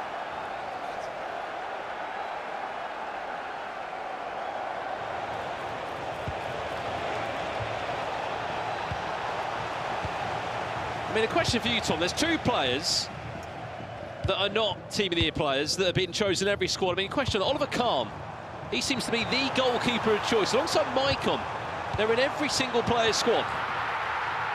Intrigued by Maicon. I mean, Kahn will be a playstyles thing of, you know, there's certain ones that are a must at this point. Far Reach, for example, has to be in. I'm guessing it's a chemistry thing as well for Oliver Kahn. Gives out a few nice links, but Maicon, no, I mean, let's just hope Gareth Bale isn't against him at any point, eh? I mean, that would be sort of rolling about, wouldn't it? Streets, don't forget that one. Well, that's the team of Allianz Line. You can see it come through. One of the most expensive players in that team is Jaap Stam as well, who many have loved. There is the Team of the Year icon in Sega. And for Allianz Line in the final third. It is the Barcelona Team of the Year forward of Pajor. One of the 6 Team of the Year players that made it through from Barcelona this year. And they're the substitutions on the bench. When it comes to subs, I mean, how many coins are you saving for your bench, Tom? I mean, 10 million coins in total. I think Alihan saved a bit here because, correct me if I'm wrong, I think he's gone for the tomfoolery approach. He's pretended one of them strikers up front. I actually think Musiala's playing. I think he's put one of his bench players in. He's playing mind games. So, yeah, I think the bench has to be expensive as we see Anas Badir get back in the game. I do think the bench is good because you're going to have to make subs. Regardless, winning, losing or drawing, subs are important at this level. So I would actually save a fair amount of it. I really don't like having rubbish players on the bench. I like to change things up. So, yeah, maybe a couple million. I'm not sure. It's Anas. I mean, is that another one? He's 3-2 up. He knows that Danny Pitbull's on his tail to try and take tops, but remember, it's only 3 players that qualify from tonight's group into the FC Pro Open, but the player that finishes top will qualify for the FC Pro World Championships. You'll also guarantee yourself $30,000 before a ball has even been kicked at the FC Pro Open finals. Sounds good. Sounds real good. I mean, I was saying earlier, it's the case. 19th of January, Tom, and you've qualified for the World Championships. It makes such a difference for when you play your league, when you play the E-Champions League, all the other big tournaments coming up, because you can really just focus on getting your game right. You now have a 6-month period where you can just focus on playing, I mean, for fun. There's no pressure on you, and you can just work on your game, keep coming back, and you know you're building up to the most important one, and it is what every player plays for. I'm not going to lie, the calendar comes out at the start of the game, we all check it. When is the World Championship? How do I get there? That is the one thing on everyone's mind. You do it by January the 19th, you can have a bit of fun. You would look for the easiest way to get there, which if you're one of the best players in the world, you can get it done by January.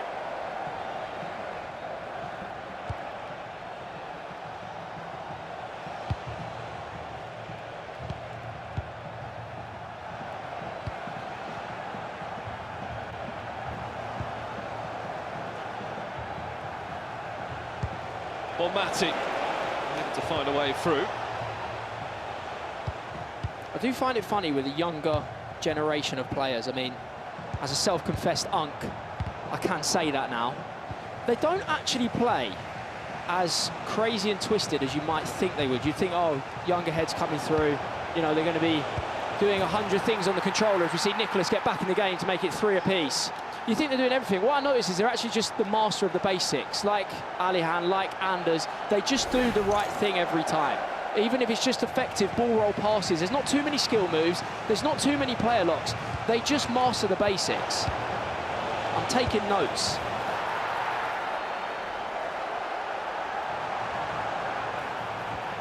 wasn't just that goal, there's been another one back for Anis. 4-2, he leads now.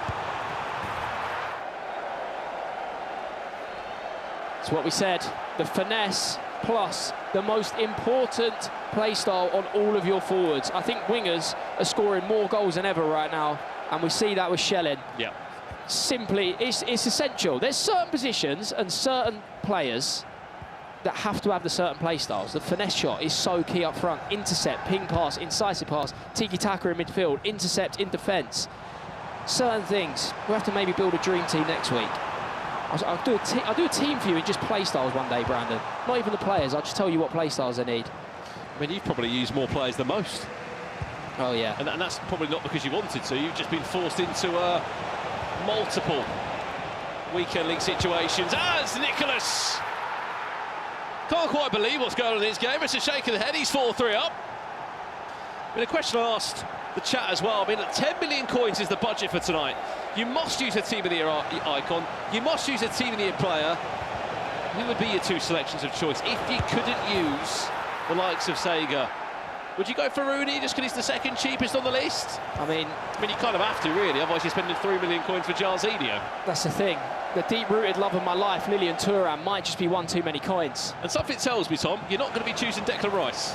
No, I'm happy without that, to be honest. I mean, you're probably going what? Haaland or Peugeot? Yeah, Haaland, Peugeot, probably two really good options. I would love Thuram, but the community have woken up. They understand just how good he is, and he's coming in at 4.5 million. So we're going to have to swerve that one, even though he did get 2 goals in that World Cup semi-final. I mean, it has to be Sega, really. It can't be Rooney. I don't think Rooney is at the level required to be playing at pro games, but, you know, maybe if there's a Man United fan, but I'm pretty sure Tom Stokes used him. What's he missing? I haven't actually used him, but I went into a Tom Stokes stream, Man United fan, and he was not happy with Rooney the other day. If a Man United fan can't get on with him, there might be something wrong there. Yeah, it does tell you enough, doesn't it? You can see the scorelines across all the games. Nicholas is back in the lead. It does get him off the bottom of the table, by the way, as it currently stands. I think that does something mentally, Brandon. I think you start looking, you're always looking here. There's a lot of TVs in this arena. You can always see your progress. I think for Nicholas, that'll be big for his mindset. It's the start of the climb. Who does Nicholas play next? Stingray. Oh, do you imagine saying that's a bottom 2 game at the start of this? You wouldn't believe it.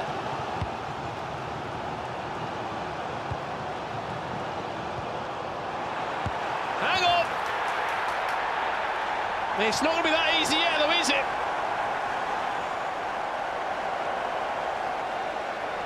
Allian back in it, 4-4.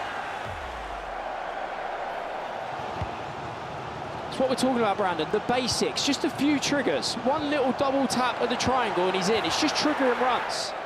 There's nothing too crazy going on. It's just mechanically sharp, making sure you do the basics, triggering runs, little double tap of the triangle, and Alihan is back in the game. As we see Sting trying to get back in this one at 5-3. There's still time for a comeback. Plenty of time left for these two. Nicholas Wilson. No way past Carl that time.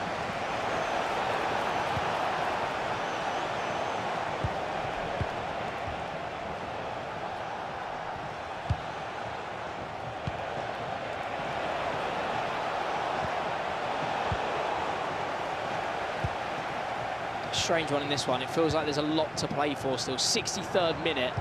There is still a lot going on in this game. Don't agree with Tom. I'm going with Rooney 100%. Big Dave, if you want to add me on PlayStation, mate, we'll test that out, me versus you. We'll see how good Rooney is. Peugeot underrated. Yeah, I think Peugeot is going under the radar, Brandon. Any team you got your eye on?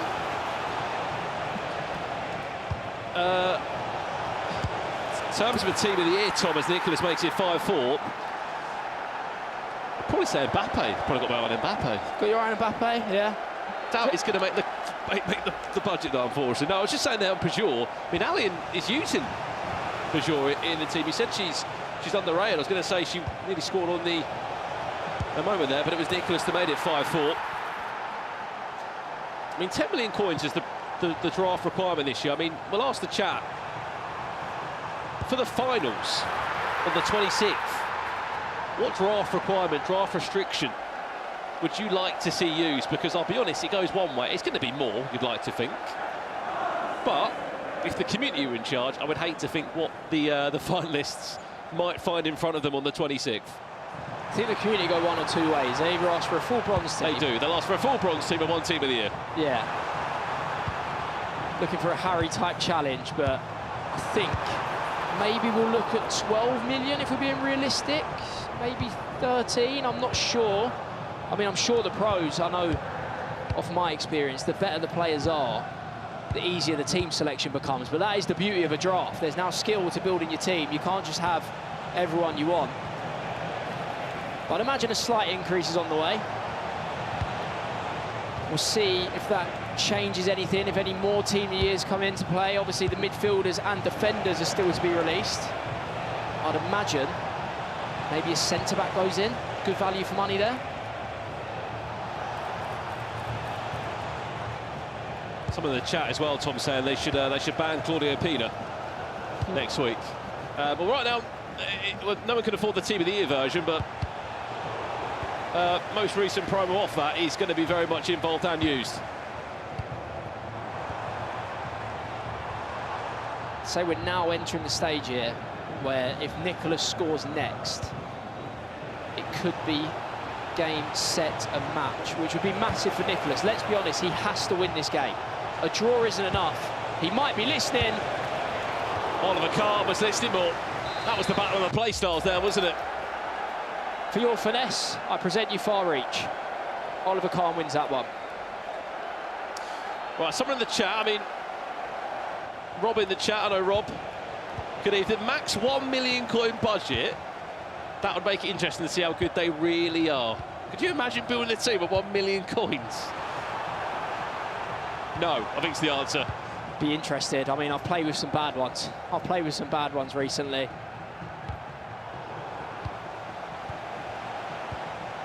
Danny Pitbull needs something big. Jude Bellingham looking for that answer. As Wilson gets one back, and we've got a grandstand finish. Danny Pitbull, no reaction out of the man. A quick adjustment of the glasses, and he's back to business. He's looking for an equaliser, which would be huge to keep him at the top end of the group and make sure that Breeze doesn't close that gap. Well, Danny Pitbull's got one thing in his mind tonight. That is top of the table. And getting a spot in the World Championships. He's only one goal away.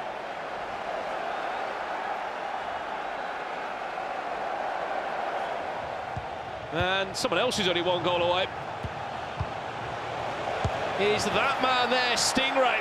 He's in a pause as well. There's only time to follow in that one.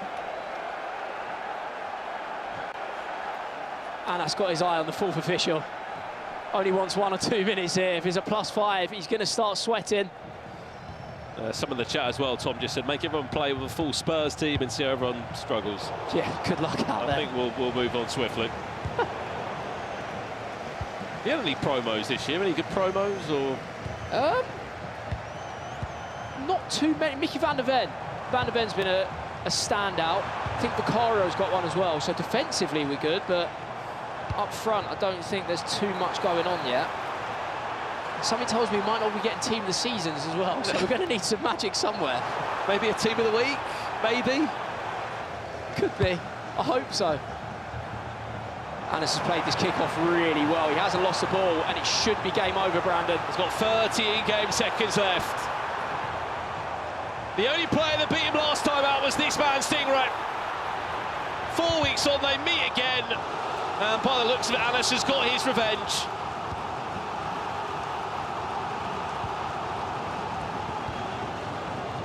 Added time has been played, it's all in his hands, full-time result there. The referee plays on, and that should do us. Massive result for Annis. That will put him back top with a bit of a point gap, not just a goal gap. However, what's the latest here?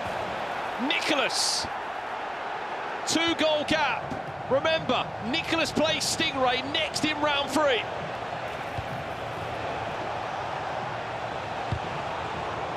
I said that could be the goal.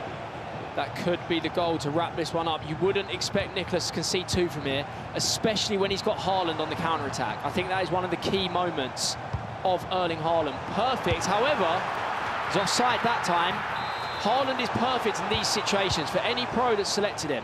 Getting out of the press. If you're under pressure, you can send it long, straight on his head. You can also have a through ball, and I promise you he's quicker than anyone on this game. How is Nicholas going to use that to soak up the pressure and really go for a 7th? I think he's going to have to get another goal here as he's defending. Is he going to defend well? He is. He reads that one. Good tackle. And everyone's favourite player, Javi Zanetti, brings it out for Nicholas. Well, he had 3 points snatched away from him in his last game, Nicholas. Added time over here of 3 minutes as well. What's gone on? Oh no, Danny Pitbull was just snatched. A win from Brees. You do not make those mistakes on this stage. Wow. You knew it. As soon as the replay came in, you knew what was happening. As soon as he chipped it back to his goalkeeper, you knew it. And Brees, that's a laugh of resignation. He knows. He knows he shouldn't have done that. I mean, you can't even be angry at yourself. It's just a mistake that you don't really see. 5-5. Wow. Is there a winner in this? And in time of 3 minutes, off the woodwork!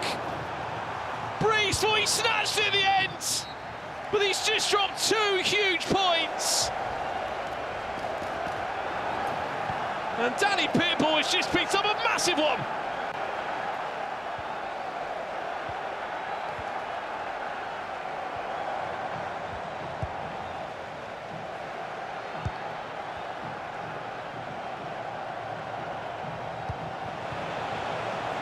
Well then,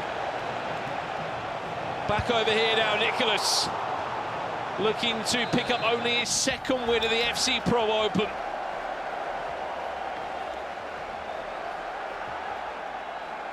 Into a pause. We shall go. I mean, looking around the room, this is the only game that is left from round 2, Tom. Yeah, I think I've got a translation of Nicholas's coach there saying, keep the ball in the corner. Never knew you spoke Spanish. I don't, I'm a mind reader. There's one thing Nicholas has to do here. Keep hold of the ball. They're probably a little bit anxious because you don't know how much added time is going to be. You think at 2 goals he's safe.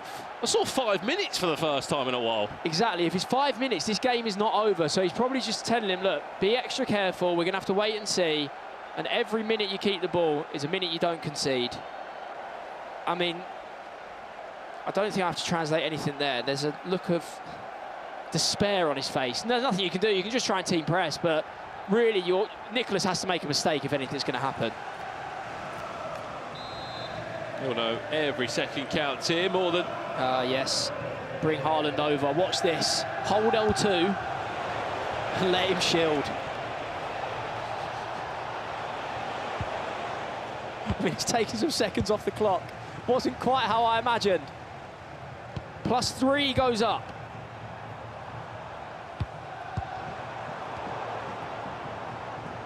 Added time of 3 minutes. Nicholas will be off the bottom of the table, but only by a point. Next up, he will play Stingray. Price will play Anas Badara, and Aliam will play Danny Pitbull. And Nicholas will get 1 more goal to conclude the game. Is there still a chance? It's a step in the right direction, Tom. I'm pretty confident in saying it. If Sting or Nicholas lose the next game, they are nearly out completely. I think they might actually be out. If results go against them and they lose the game, we're going to see Nicholas or Stingray fall. 7-4 for Nicholas. And a bit of revenge against Alian. He lost 4-3 to him last time.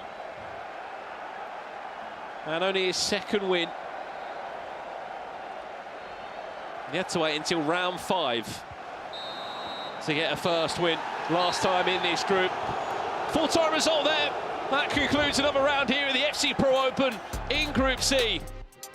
And up next, the games do not stop. There is another big one on the way. Anas Badar against Brees. Who will be staying in the top 3? It's up next. I'm Stingray. I'm Nicholas. I'm Brees. This is the opposition.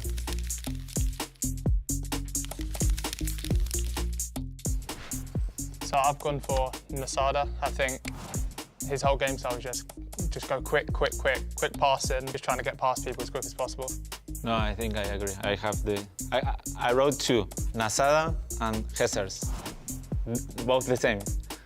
I put like Allian. Yeah, also Nasada is the same. I forget him. But Allian is also playing like pass, fast, pass. Yeah, then I think both.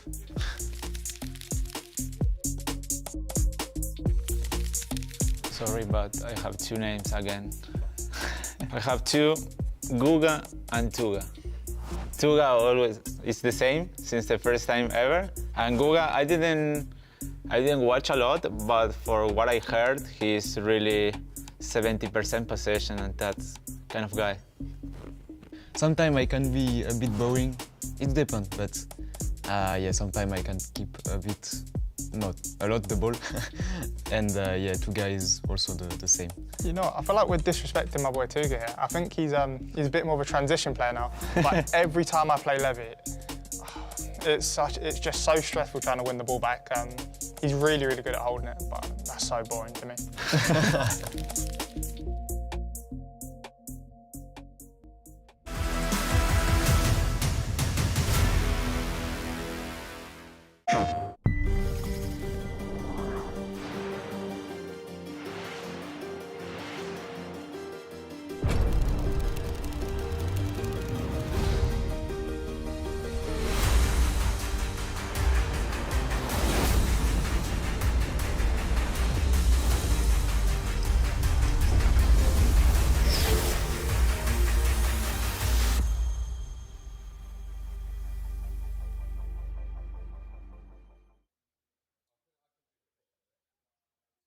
PlayStation.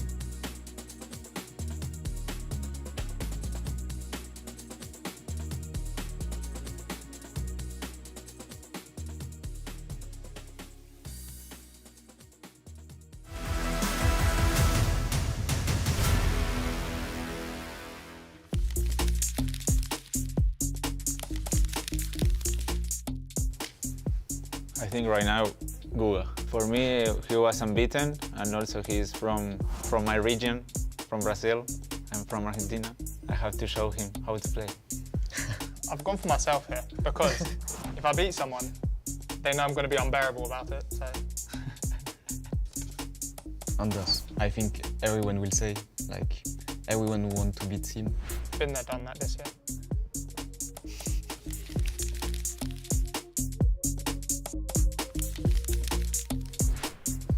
I've gone for Manu. I don't think you win 2 World Championships, be the first one to do it in the era that matters, and you're not the GOAT.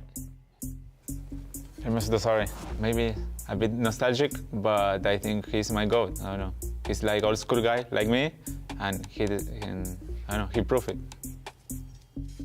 Since the start, since he started his career, he's like too consistent at top level.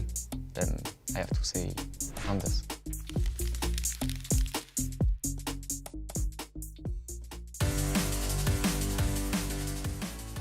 Welcome back. Another brilliant round of games we just saw here in the studio. Nicholas, guys, he got a win. Yay! He needed that, to be fair. But Tom, Nicholas and Stingray are at the bottom of the group, which is something I did not think that I would be stood here saying. What is going on?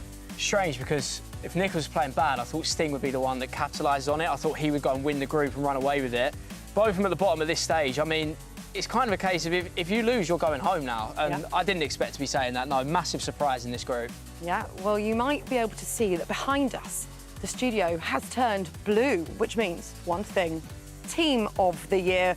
We need to talk about it because, Tom Rose, everyone is talking about it right now. We can see here, we're looking at the attackers, the women's ones. Now, Rose, I'm going to put you on the spot a little bit. Okay. But if I were to ask you, which player in particular really stands out for you? Who's your favourite? Who are you going with? You know, this is really tricky because obviously there are so many amazing players in front of me, but I need to go with the people's champion, the one that everyone is choosing currently, Claudia Pina. She is everywhere. It had to be. It had to. It always is Pino. In every conversation, FC26, it is Pino, and the Team of the Year is a massive upgrade. Yeah, her shooting, her dribbling, just incredible. And I think one thing that you can really point out with the play styles is the finesse shot plus. It's just, it's amazing. Well, shall we have a look then at her play styles and attributes? I mean, talk to me. What are we looking at here, Tom? I mean, we look at the finesse, as Rose mentioned. I mean, this is the combination we're now seeing. Sorry, I've just messed that up ever so slightly. Just drawing all over the place. First bad stint. I think the finesse and low driven together, they are the two ways of shooting in this game. They're now combinations both be goal. You've also got tiki-taka and incisive. I think these two, basically with any striker, you need to have passing play styles as well to release the wingers. So them two are really good. And then something that I really like is actually rapid and first touch. I mean, Pina, the argument before Team Year was that she might be a little bit slow. Rapid has brought her up to speed. She can now outpace defenders. And first touch means any pass she can control. I mean, it is the perfect combination. And we look into the stats, Rose, you said earlier, the shooting. Yeah, her shooting is, the numbers are just crazy. They are just so high up there. If I were to choose someone, I would be choosing her, no question. Okay, you know what? I'm sold. You've won me over. I'm with you. Shall we move on to the men then? Tom, who are you going with? We're going to have a look in a moment and see the attackers for the men. See, I mean, look at those players. I mean, unbelievable. For me, every year, Mr. Team of the Year, I think behind Ronaldo and Messi, he's probably got one of the most votes for maybe 6 years now. I think Mbappe's been in Team of the Year. It's the one all the time. You know what you're getting out of him, and 99 pace, finesse, quick step. Just exactly what we all need. Shall we have a look at his attributes then? What makes Kylian Mbappe so good, Tom Lee? I mean, breaking it down, for a striker, you need to be quick, you need to be able to shoot, and you need to be able to move. In particular, the agility and the balance is the key components of that. I mean, if you have all of them, Mbappe brings it all together with the stats. And then when we go over to the play styles, it gets even better. Some reason, I don't know what it is about Mbappe, but that rapid feels quicker than everyone else's. He's just so fast in behind. There's something that he has. Maybe it's his body type. Maybe it's the fact that he's called Kylian Mbappe. But his rapid is quicker than everyone. Also quick step as well. Means he's off the mark straight away. I also like the outside the foot shot. I think the game changer. it does something in attack. It means you can finesse it, but you can also hit the Travellas that we loved in FC 25. Not many people can do it at FC 26, and Mbappe definitely can. Brilliant stuff. Well, look, I feel like we could stand here and talk Team of the Year all night long, but we have another round of games to get to shortly. But first, shall we have a look at the table and see what's happening? Because I don't know how good your maths is, Tom and Rose, but I'm trying to work it all out. And here we go. There we go, this lovely graphic here. OK, so Anis Badir, I mean, absolutely storming Group C. Unbelievable from him. Stingray, like I said earlier on, is now at the bottom. I mean, Nicholas somehow is down there as well. Do we think that we're going to see any big surprises in the next couple of round of games? Rose is like shaking her head. You know what? I think Anas, I think he's gonna continue to kill it, to be honest. I think that he is just showing out. His confidence is amazing. I think he stays up. Tom, I want to ask you, from a player's perspective, right? You're Anis Badir, you're coming into this having, well, you're sat top of the group already, beating some incredible players. You're an underdog. When he's come here today, is there more pressure on him because he's like, OK, I've done so well, I need to keep this going? He knows what it means. Or because he is the underdog, does it just make things easier? I mean, I agree with what Rose said, that I think he's going to stay at the top now because he passed the test. The first game was the test. He come in, as you said, he's now gone from underdog to favourite, and he played against Nicholas and he got a 90th minute equaliser. I think that is the test to pass. He's got there. And for me now, he goes the whole way. I think he will qualify. Will he win the group? I'm not sure, but he will be out of this group tonight. He's already passed the test with Nicholas. He's high on confidence. Underdog or favourite, he can do it either way. OK, well, we're about to see what happens in this next round of games. Let's head over to our casters, Brandon and Casey. Thank you so much. And look, this is what they're all going to be playing for as well. News fresh in off the block. The World Championships this year. People already qualified. Only 32 of the best players will qualify for this year's World Championships. It is back, of course, at the Esports World Cup in Saudi Arabia and the Riyadh Boulevard, July 22nd to the 26th of July. That's where they're going to be. Anders Vergang is already there tonight, Case. We'll find out another player that will be guaranteed to be. That's just days off the back of the World Cup as well. Straight into some FC at the Esports World Cup. It's going to be an eventful June and July. I am here for it. I'm excited to see it. We have players locking in their spots as soon as this week. We're getting one more to be added to that list as well, and I'm so excited for it. Absolutely. As we said for Anis, I think even now he's 9 points clear between 4th place. If they win their games, if they score more goals, they could maybe push him out. But really for him, he just needs 1 point. He needs one more point from his next 9, and Anis is in the top 3. He is going to the FC Pro Open Finals. But remember, as we said, finish top tonight, and you are on the way to the World Championships, joining the likes of Anders Vergang, Emre Yilmaz. 2 are already there. There's 30 more tickets on the line. And those World Championship tickets are very hard to come by. With a strong performance tonight, you could get there.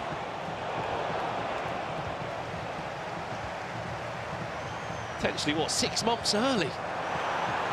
Here's potentially our first goal of the game. There's Danny Pitbull, he's just offside.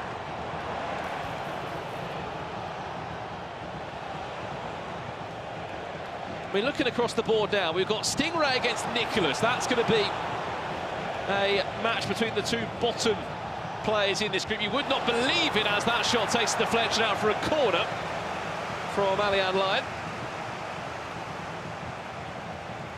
We also have the feature match. We'll be kicking off very shortly, which is Brees against Anis Badir.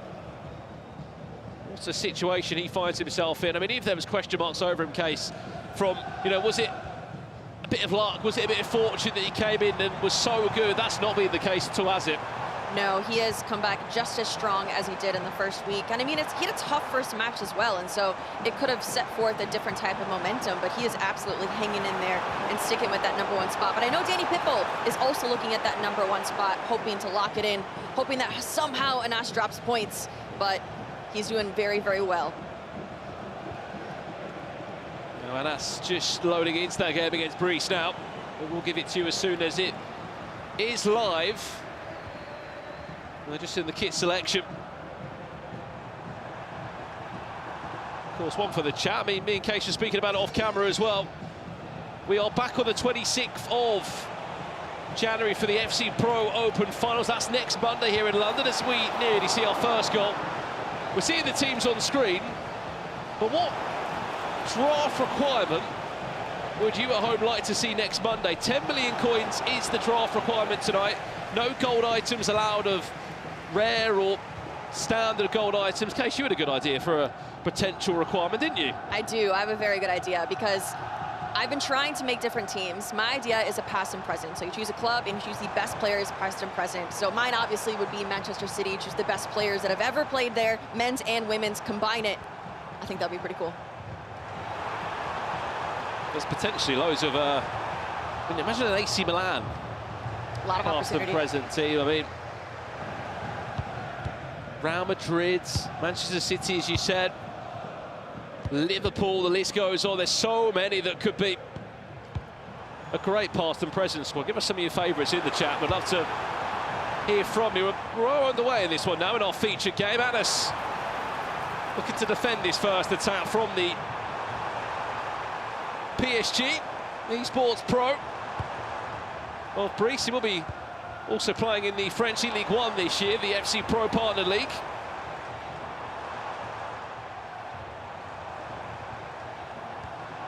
Fakes the player lock, and in the end doesn't even go to anyone. Mystery Nation, has anyone got it yet? Let us know in the chat.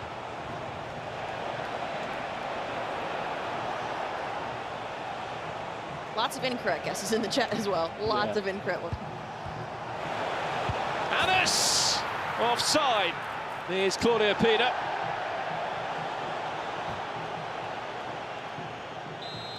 Someone in the chat did say no Claudia Pina next Monday, but I don't think that's going to be a rule, is it? That's the only squad restriction, just no Claudia Pina. Some in the chat, Wayne's World said I've got a Bayern Munich team past and present this year, mixed with men and women. And many Mystery Nation guesses coming. Is it Cameroon? No. Incorrect. Is it Ghana? No.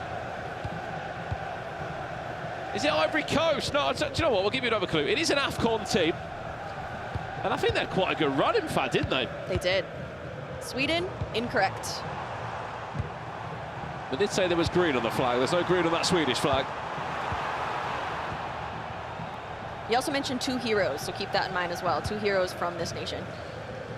Green on the flag, of the 2 colours on the flag, and a great run in the AFCON. They've got 2 heroes in the game. There's no icon from the nation on the game. Who is it? Remember, if you get it right, you can use it in-game to unlock some rewards. Someone said, where's Nicholas? Well, here he is. And he's leading against Stingray. Who would have thought them 2 bottom of the table at the moment, Case? Yeah, that is actually insane. I would have never bet my money that those 2 would be bottom of the table. The table is completely flipped. And they're both fighting for their chance to stay in, and it's not looking good for both.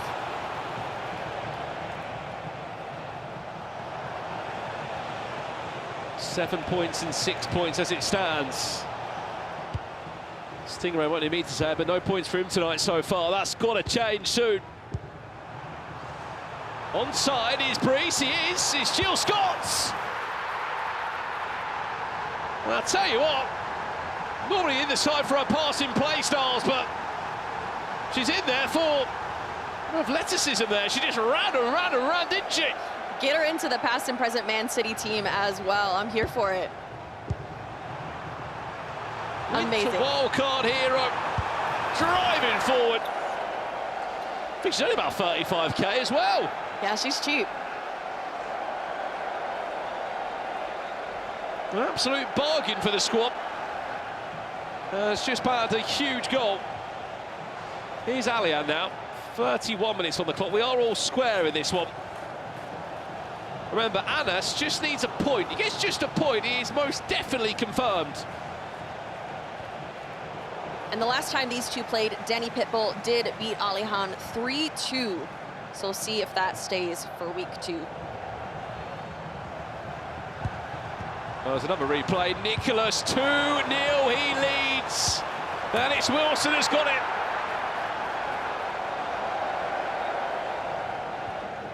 It's not looking good for Stingray, is he, at the moment? It is not.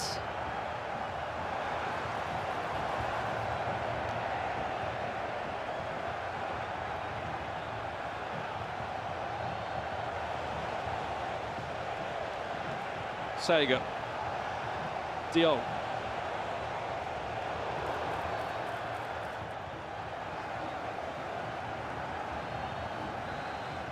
This could be quite dangerous. Opportunity here. Get this right, should be a guaranteed goal for Aliab. Upstairs, Smith! Woo! And it will go for a corner.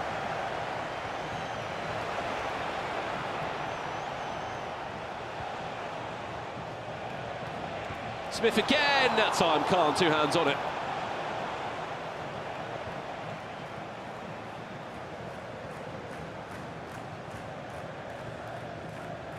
Khan seems like such an obvious choice for everyone today. He's made so many outrageous saves. This came off for more.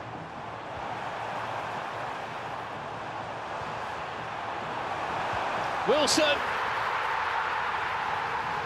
And there's your breakthrough in the game finally.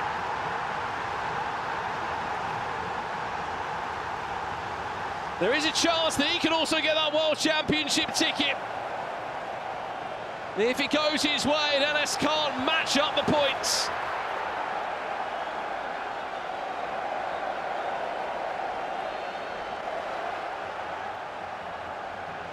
And looking that way at the moment at this table, Case. I mean, Bryce is leading. Yeah, Bryce had a tough first week, but look at him now. He's in that top 3 on 12 points. Things are shifting around. We mentioned Anas being on top, but Danny Pitbull is fighting for that chance. And the best part is, in round 5 tonight, it's only round 3, in round 5, they will be playing. Brees has got a second.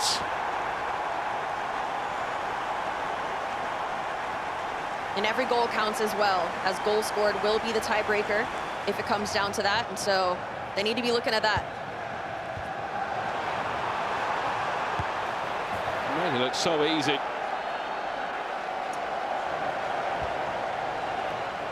Oh, he's got a third. Nicholas is 3-0 up, and everywhere you look, Sophia Wilson is just finessing it in, isn't she? Such a fantastic SBC that we were given. Flashback Sophia Wilson. I completed her as soon as they released her. I've always been a big fan of her in real life, and then I was able to try out her new flashback, and she is fantastic. Well, she's often known for being so fast and quick, isn't she? Let alone putting a playstyle plus on her. Such as a finesse. How deadly she can be.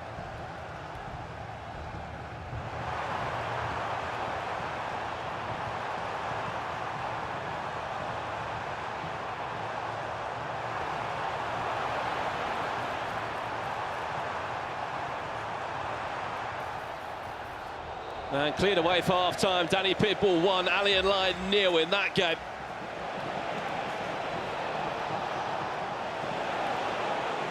Over here now, Anas. 2-0 down, but for how long? He is still the highest scorer in the group. 37 next to his name.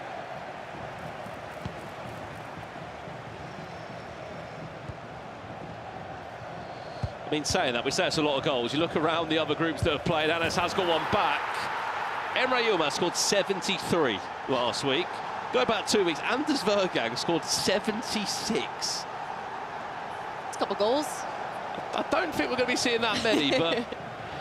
As we see another replay coming in here. Anas twisting and turning. Aitana Bonmati Mario on a team of the year. I'm not team of the year. Into Claudia Pina, the people's champ. I just want to note, though, looking at that table that we just saw, Nicholas is still very much in the running to get top 3. He's only 2 points off of it. But results have to go his way, don't they? Well, Nicholas's next 2 games, he has to play Danny Pitbull in round 4, then he will play Brees in round 5. The thing that he needs, though, is Alian to slip up. That's 4-1. There was 1 back for Stingray. That is 4-1 to Nicholas. Alian will play Anas in his next game. Then his last match will be against Stingray.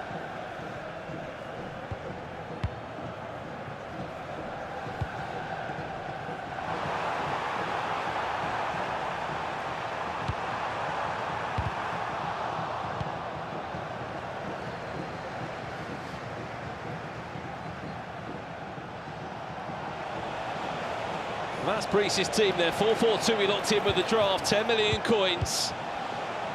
No gold items allowed. One team of the year icon, that's Sega. And the team of the year outfield player of choice is Russo. Breeze 3-1 elites. We're seeing the fire again that we saw in the World Championship here. We didn't see too much of that first time around. But as we see the replay come in here into Shellin, fantastic opportunity. And he's looking like a completely different player. Come on. Tell you what, Nicholas, he is not giving up yet, is he? Knows there's a small chance that maybe he could claw a spot.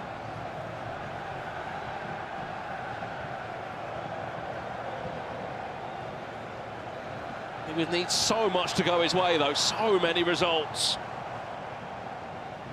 But these extra goals are helpful as well, because he started the day only on 17 goals. So he knew he had to go into these situations scoring as many as possible, because if it comes down to a tiebreaker, he needs them. Well, last year he did enough, didn't he, to get himself in the World Championships based off this tournament. Of course, he went on to go and win the La Liga competitions.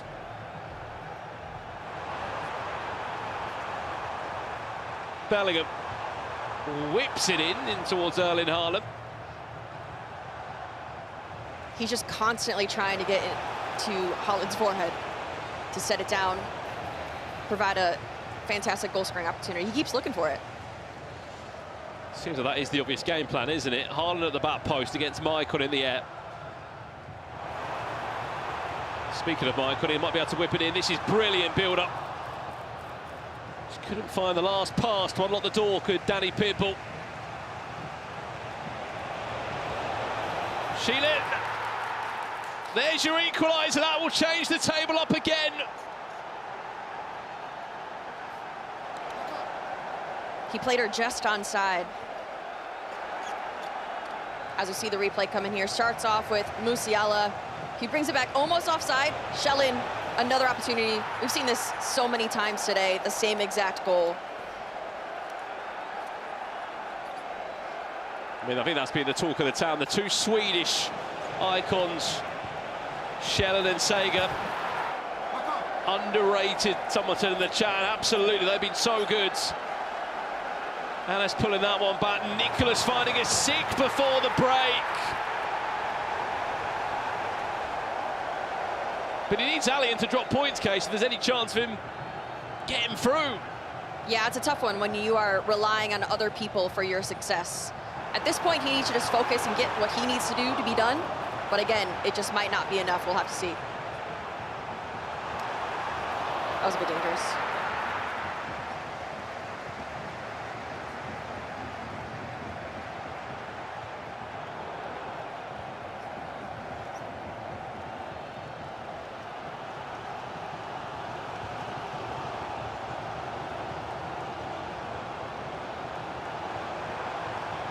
Bellingham. Wilson off the post and off both posts. That is so How unlucky. has that not gone in from Danny Pitbull?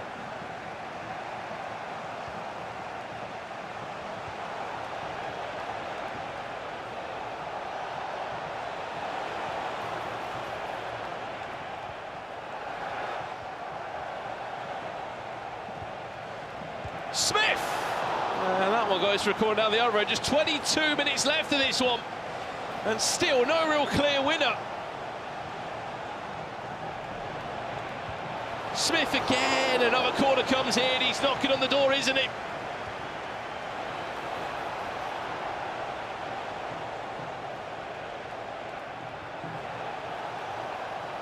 There is no answer though.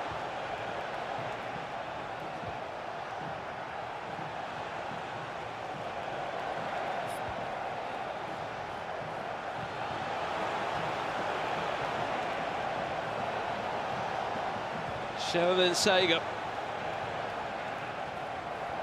building towards another wave of pressure for RB Leipzig's Newest talent.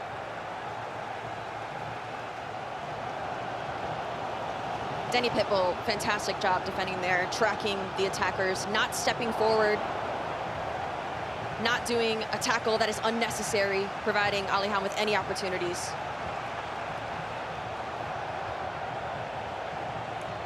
Someone to keep the ball for as long as he has. And still somehow got it, Smith. Eventually dispossessed by Murillo.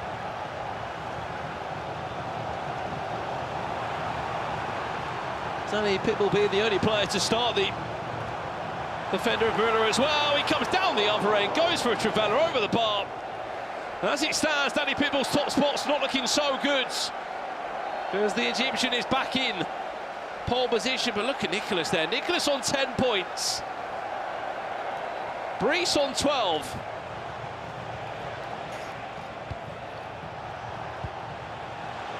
I mean, really, Nicholas needs Anas to go and get a result. If he can get a result against Brice, he could be on 10 points. Nicholas would actually be in the top 3 on goals scored. It's close, though. Those goals scored, every single goal is going to matter in these last couple of rounds. It's about to be insanity. Well, 56% of you said that. Because, I mean, after he dropped points in the game one, wasn't too sure. Depending how results end, there is potentially a pathway off target just.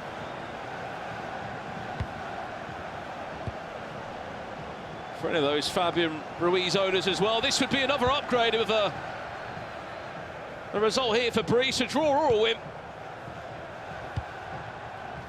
We'll add a +1 overall to the Spanish midfielder. And the same can be said for Hegazi. The Egyptian FC Pro Live item for Anas, a win for him. We'll add another +1 overall.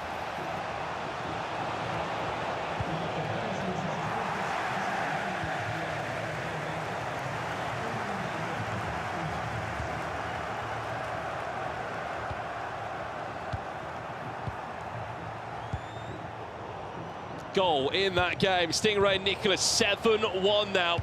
Wow. Would not have guessed that one. It's like he's moving into a new level of form.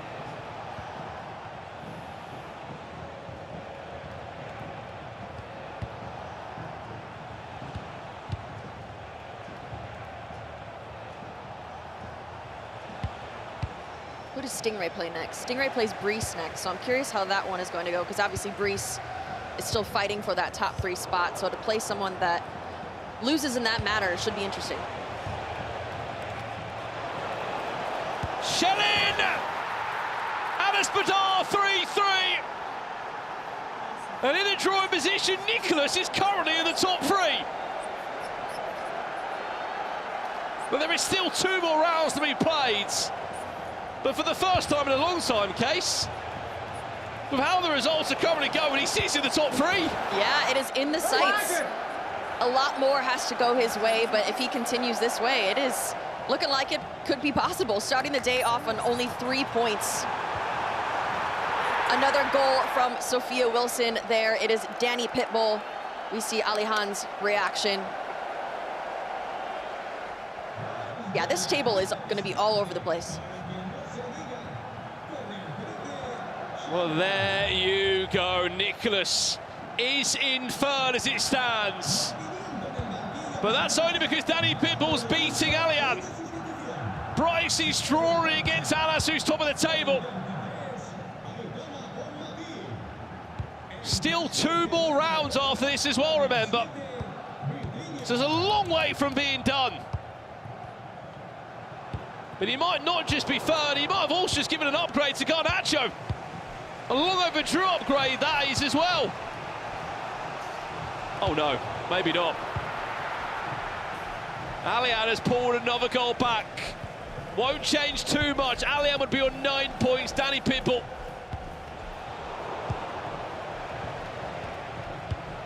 Wouldn't also be in as strong of a position. Pina. Still Claudio Pina, what a save. Fantastic save.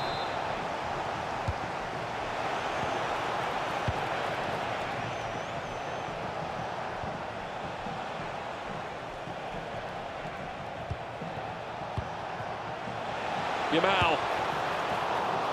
Nicholas, 8-1 he leads. My goodness. This might be the perfect time for Nicholas to come alive.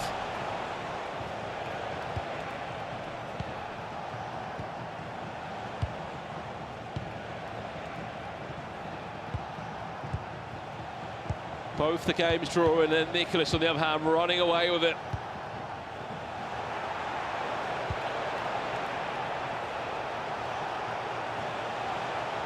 Shellin. Shot blocked. Tell you what, he's building, isn't he, Anas? Keeper's off his line, being manually controlled, gets away with just clearing that one to safety.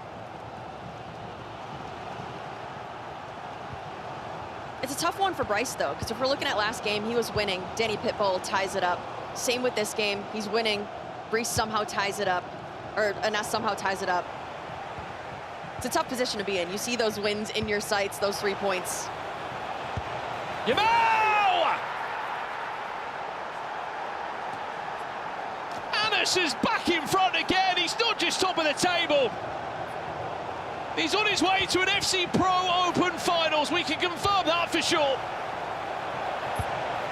Lamine Yamal does it. Great celebration there from Anas.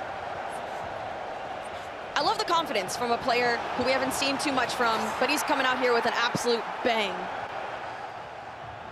Well, it's like when we first saw him, he didn't really have any expectation. He built a huge story for himself of who he really is. He was top of the table, 12 points from 15. I'll tell you what, he's going to be in the best 12 players for this year's FC Pro Open. It just goes to show that you could be an unknown player, no one knows who you are, but you can enter this competition and make an absolute impact. Full-time result there. Danny Pitbull still in the top 3. Allian dropping out of the top 3 with that result. A 2-2 draw. We never often see a game that's had as low scoring of that.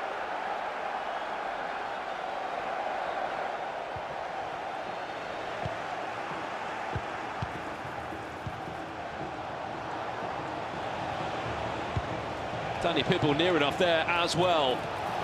Hang on, what was that? It was an attempt.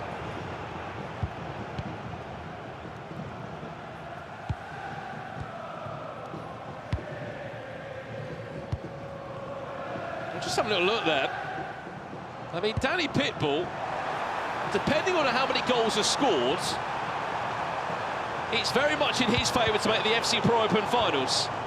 Because even if he is to lose his last 2 games, it'll all depend on Bryce, really.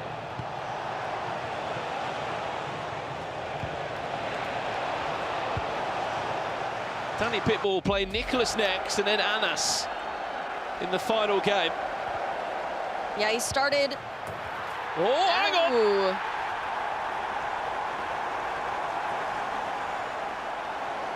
I mean, Danny Pitbull will be happy to see that. It will drop the gap between him and the Egyptian, who's just above him. Just 2 points it will be now, the gap.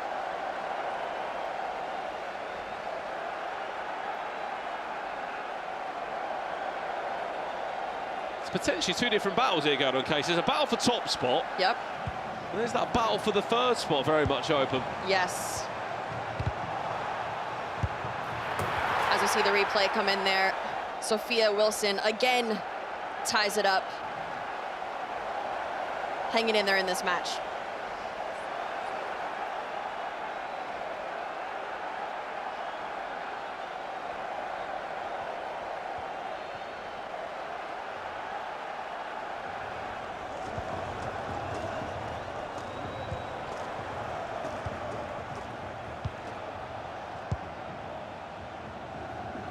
Six minutes left in this tied up match as we see next round matchups looking pretty spicy. Yeah, and especially Nicholas, Danny Pitbull. That's going to be our feature game, I'm hearing. Of course, we'll give you all the goals from all the matches that take place. Peter, Vitinha, what a tackle from Tijani Reinders. And it might kickstart a counter-attack here for Bryce.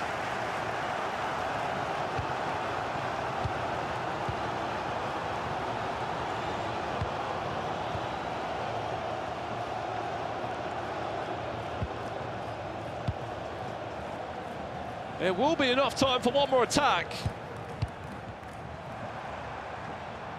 Only 2 games left in this round. It's Nicholas who's beating Stingray quite convincingly, but that goal score could be huge for the tally come the end of round 5. Just a minute left. What is going on here? That's brave. That was very dangerous. Very, very brave.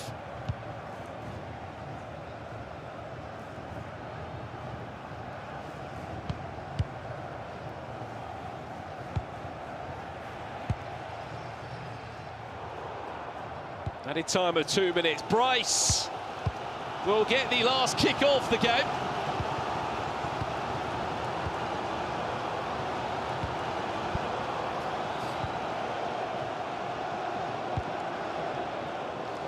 And we'll still get a chance here of Ousmane Dembele. No, he won't. That'll do us. 2 draws in that round, Case.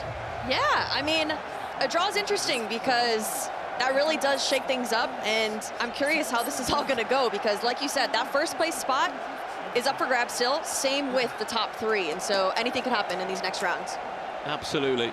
This group is really starting to shape up now. The last one to confirm is going to be Stingray against Nicholas. It's his biggest scoreline of the whole FC Pro Open so far, Nicholas. I think it's more a case of seeing where Stingray's head's at this moment in time. He is, of course, not going to be in the best of moods. It's an interesting one, though, because if you're Nicholas in this situation, you're up by 6 goals. You could take a few more risks and try to get a few more goals for, because that might help you in the tiebreaker, because you're more than likely not going to lose at this point. Just try to get more goals, put them on the board. Well, there we have it. Another full-time result there. This is so open still, by the way. Nicholas has somehow put himself back in the top 3. Still 2 more big games to go. He's still got to play Danny Pitbull and Brees. Of course, that's going to be our next featured match there. Brees against Danny Pitbull. Still 2 more rounds to come. Remember, we are playing to find out who our top 3 players shall be. That's going to be our next matchup. But first, Case, I believe you've got to head off and leave commentary to go to the FC Mobile. Yes, I do. Good luck. Thank you.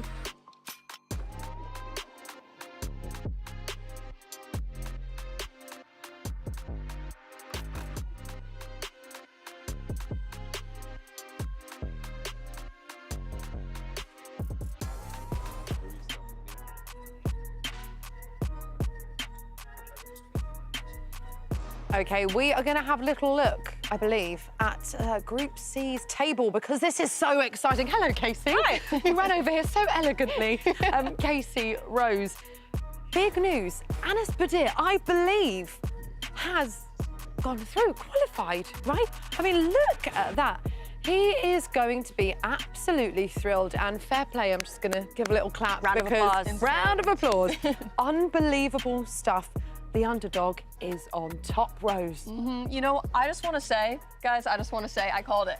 Wait, what? Did you? Hold When? on. Where's the evidence of this? You know, it was off camera, behind the scenes. If you heard me, you'd believe me, but I did call it, okay? Right. Okay. Is this because you 2 are now friends? Because you were chatting earlier on, having a lovely catch-up? We go way back, yeah. Yeah, if anything, I helped train him to get to this point. So. Yeah, all right, all right.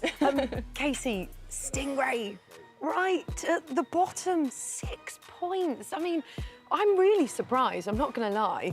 We've seen so much of Stingray Jr. over the past few years. We know what he's capable of. He knows. He's a very, very confident guy as well. But, I mean, it's kind of crazy that he's right at the bottom, isn't it? No, this is a complete surprise. If I would have ever guessed this, it would not have happened. Even from week 1, I would not have thought this was going to happen. But again, bottom, and then especially to lose in that manner to Nicholas as well, 8-2, that's a tough one to go for. Well, guys, I'm going to interrupt you. Okay? Oh. Just quickly, because we're going to talk about FC Mobile. Now, the first week, guys, I played this game, and I was insane. Oh. We're here with Casey and Nicole, and they are going to be playing this game during the break. Now, the one thing I want to say is that there's 2 Americans up here. I want to be the better American, so I'm going for Nicole. What? So, that's not very nice. guys, bad. let's get to the break, and we'll see who wins right afterwards. Oh, Lord.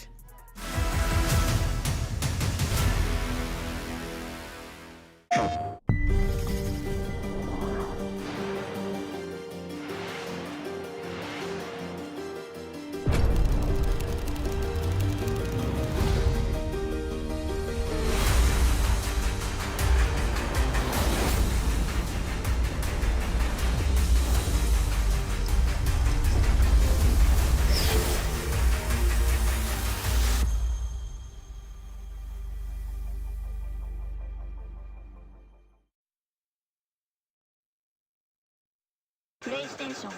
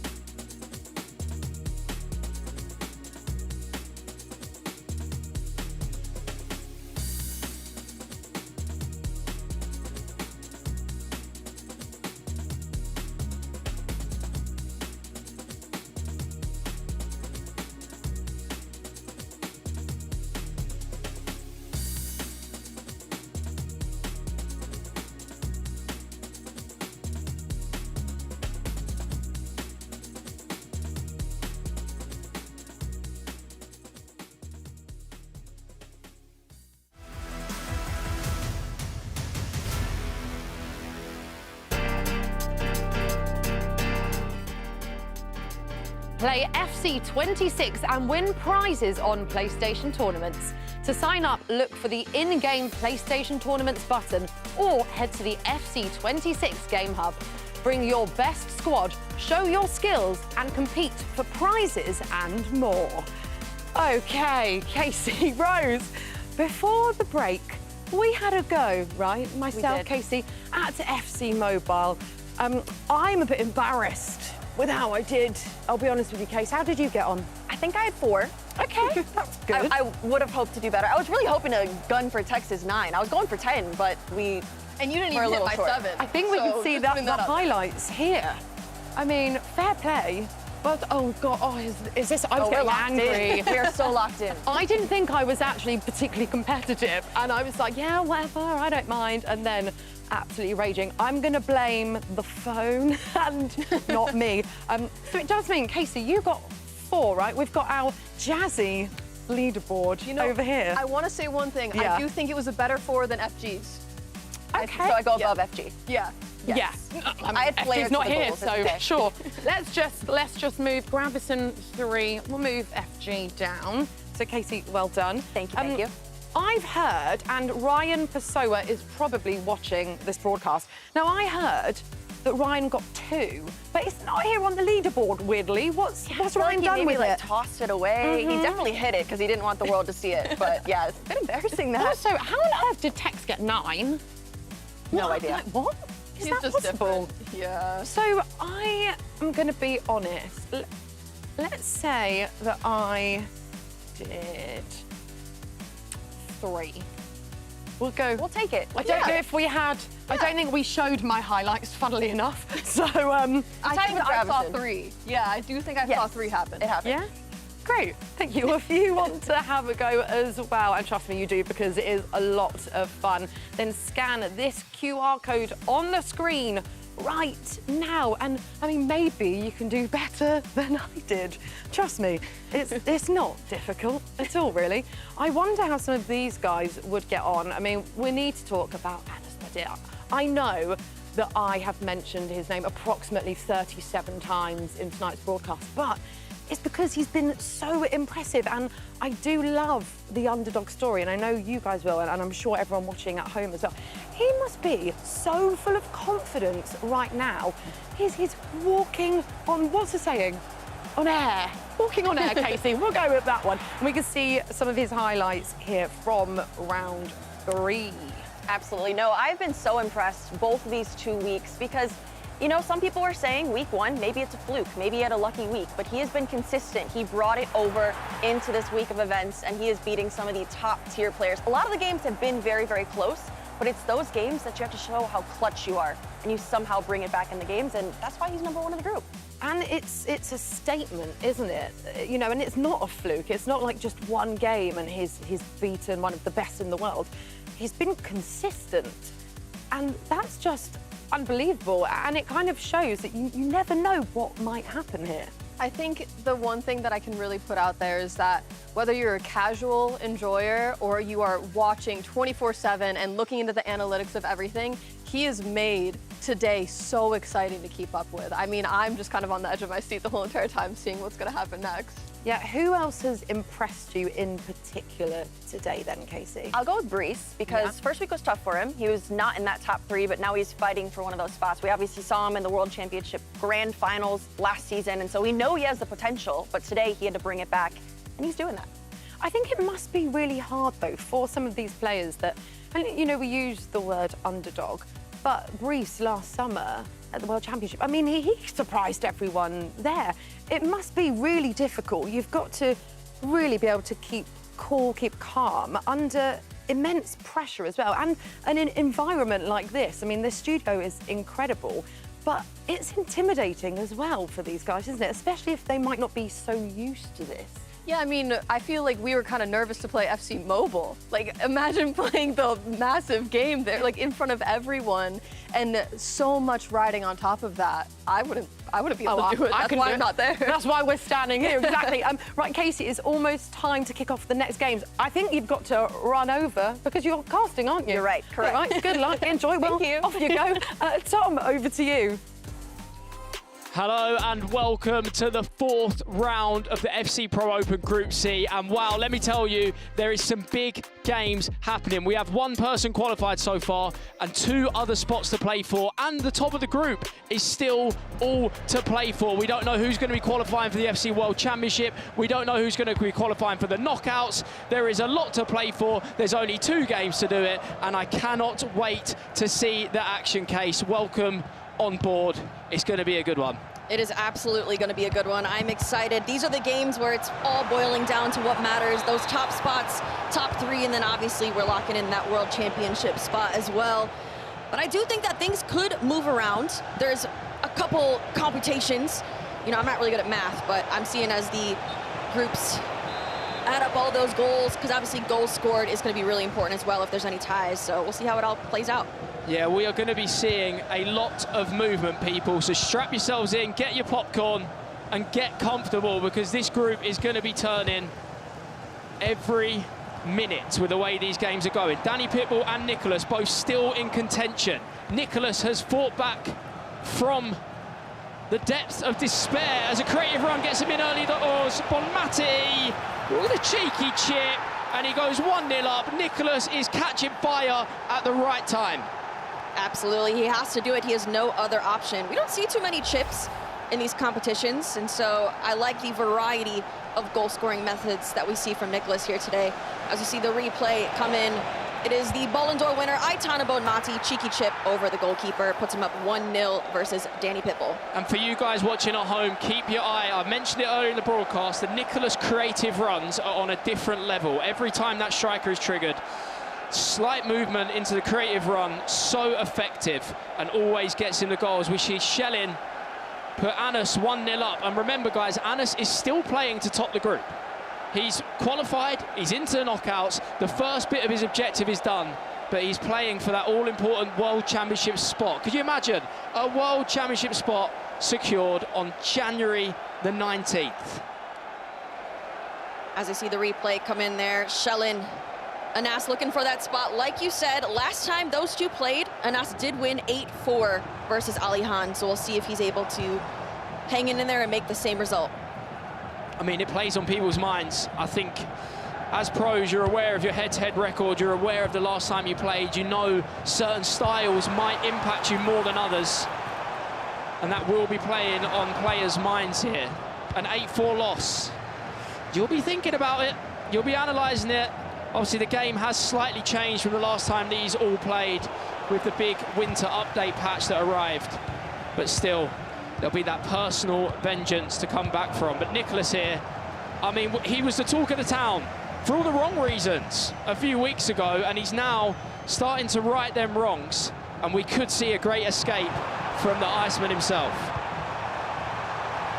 I mean, the chat voted earlier. They said that Nicholas will come back, will qualify, even though he was only on 3 points when we put the poll out there. The chat believes in him. They believe in the Iceman. I mean, you'd be silly not to. I think I did do it at the start of the show. I think I did say that it's too hard for Nicholas, but I don't think it is. I think he could be doing the impossible here. Just looks a lot more comfortable. I'm not sure what it is. They couldn't put it right the first time he came in. The coach and him, they both said they're not quite sure what went wrong. I mean, it's not going wrong now, and he doesn't have too long to go as we see a goal come in. Alihan here with an equaliser early on. Smith with the finesse. Be interesting. The main part of these first half, it feels a bit like sparring. You know, just keep yourself in the game. Don't let it go 3 or 4, and then second half is where you need to peak. So it'll be interesting to see if anyone can pull away in the first half.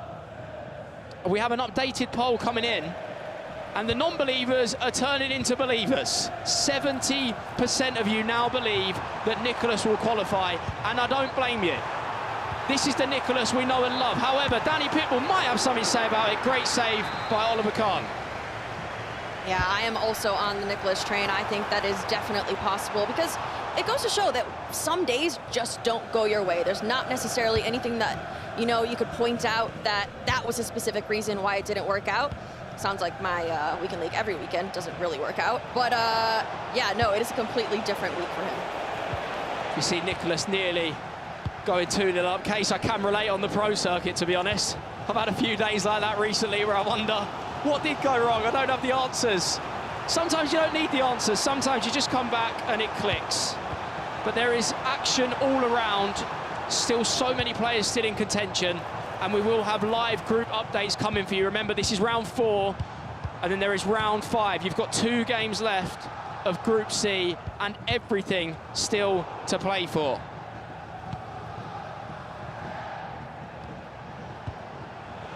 We also have 2 other games going on this round as well.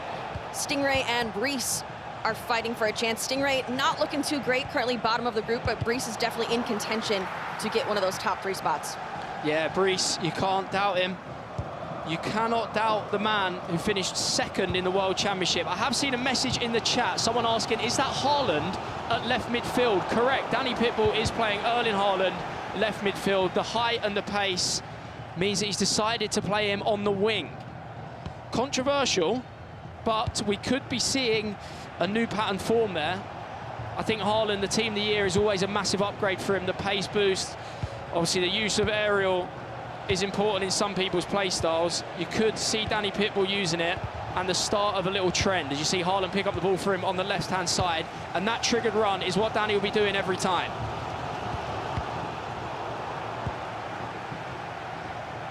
I'm here for it, but I might be very biased as a Man City fan.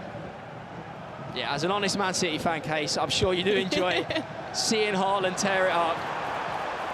Was actually kept fairly quiet the other day, but you can't keep him quiet for long, I tell you that. He will be at it tonight. You'll probably see him tomorrow, and I'm sure you'll see him in the finals next week.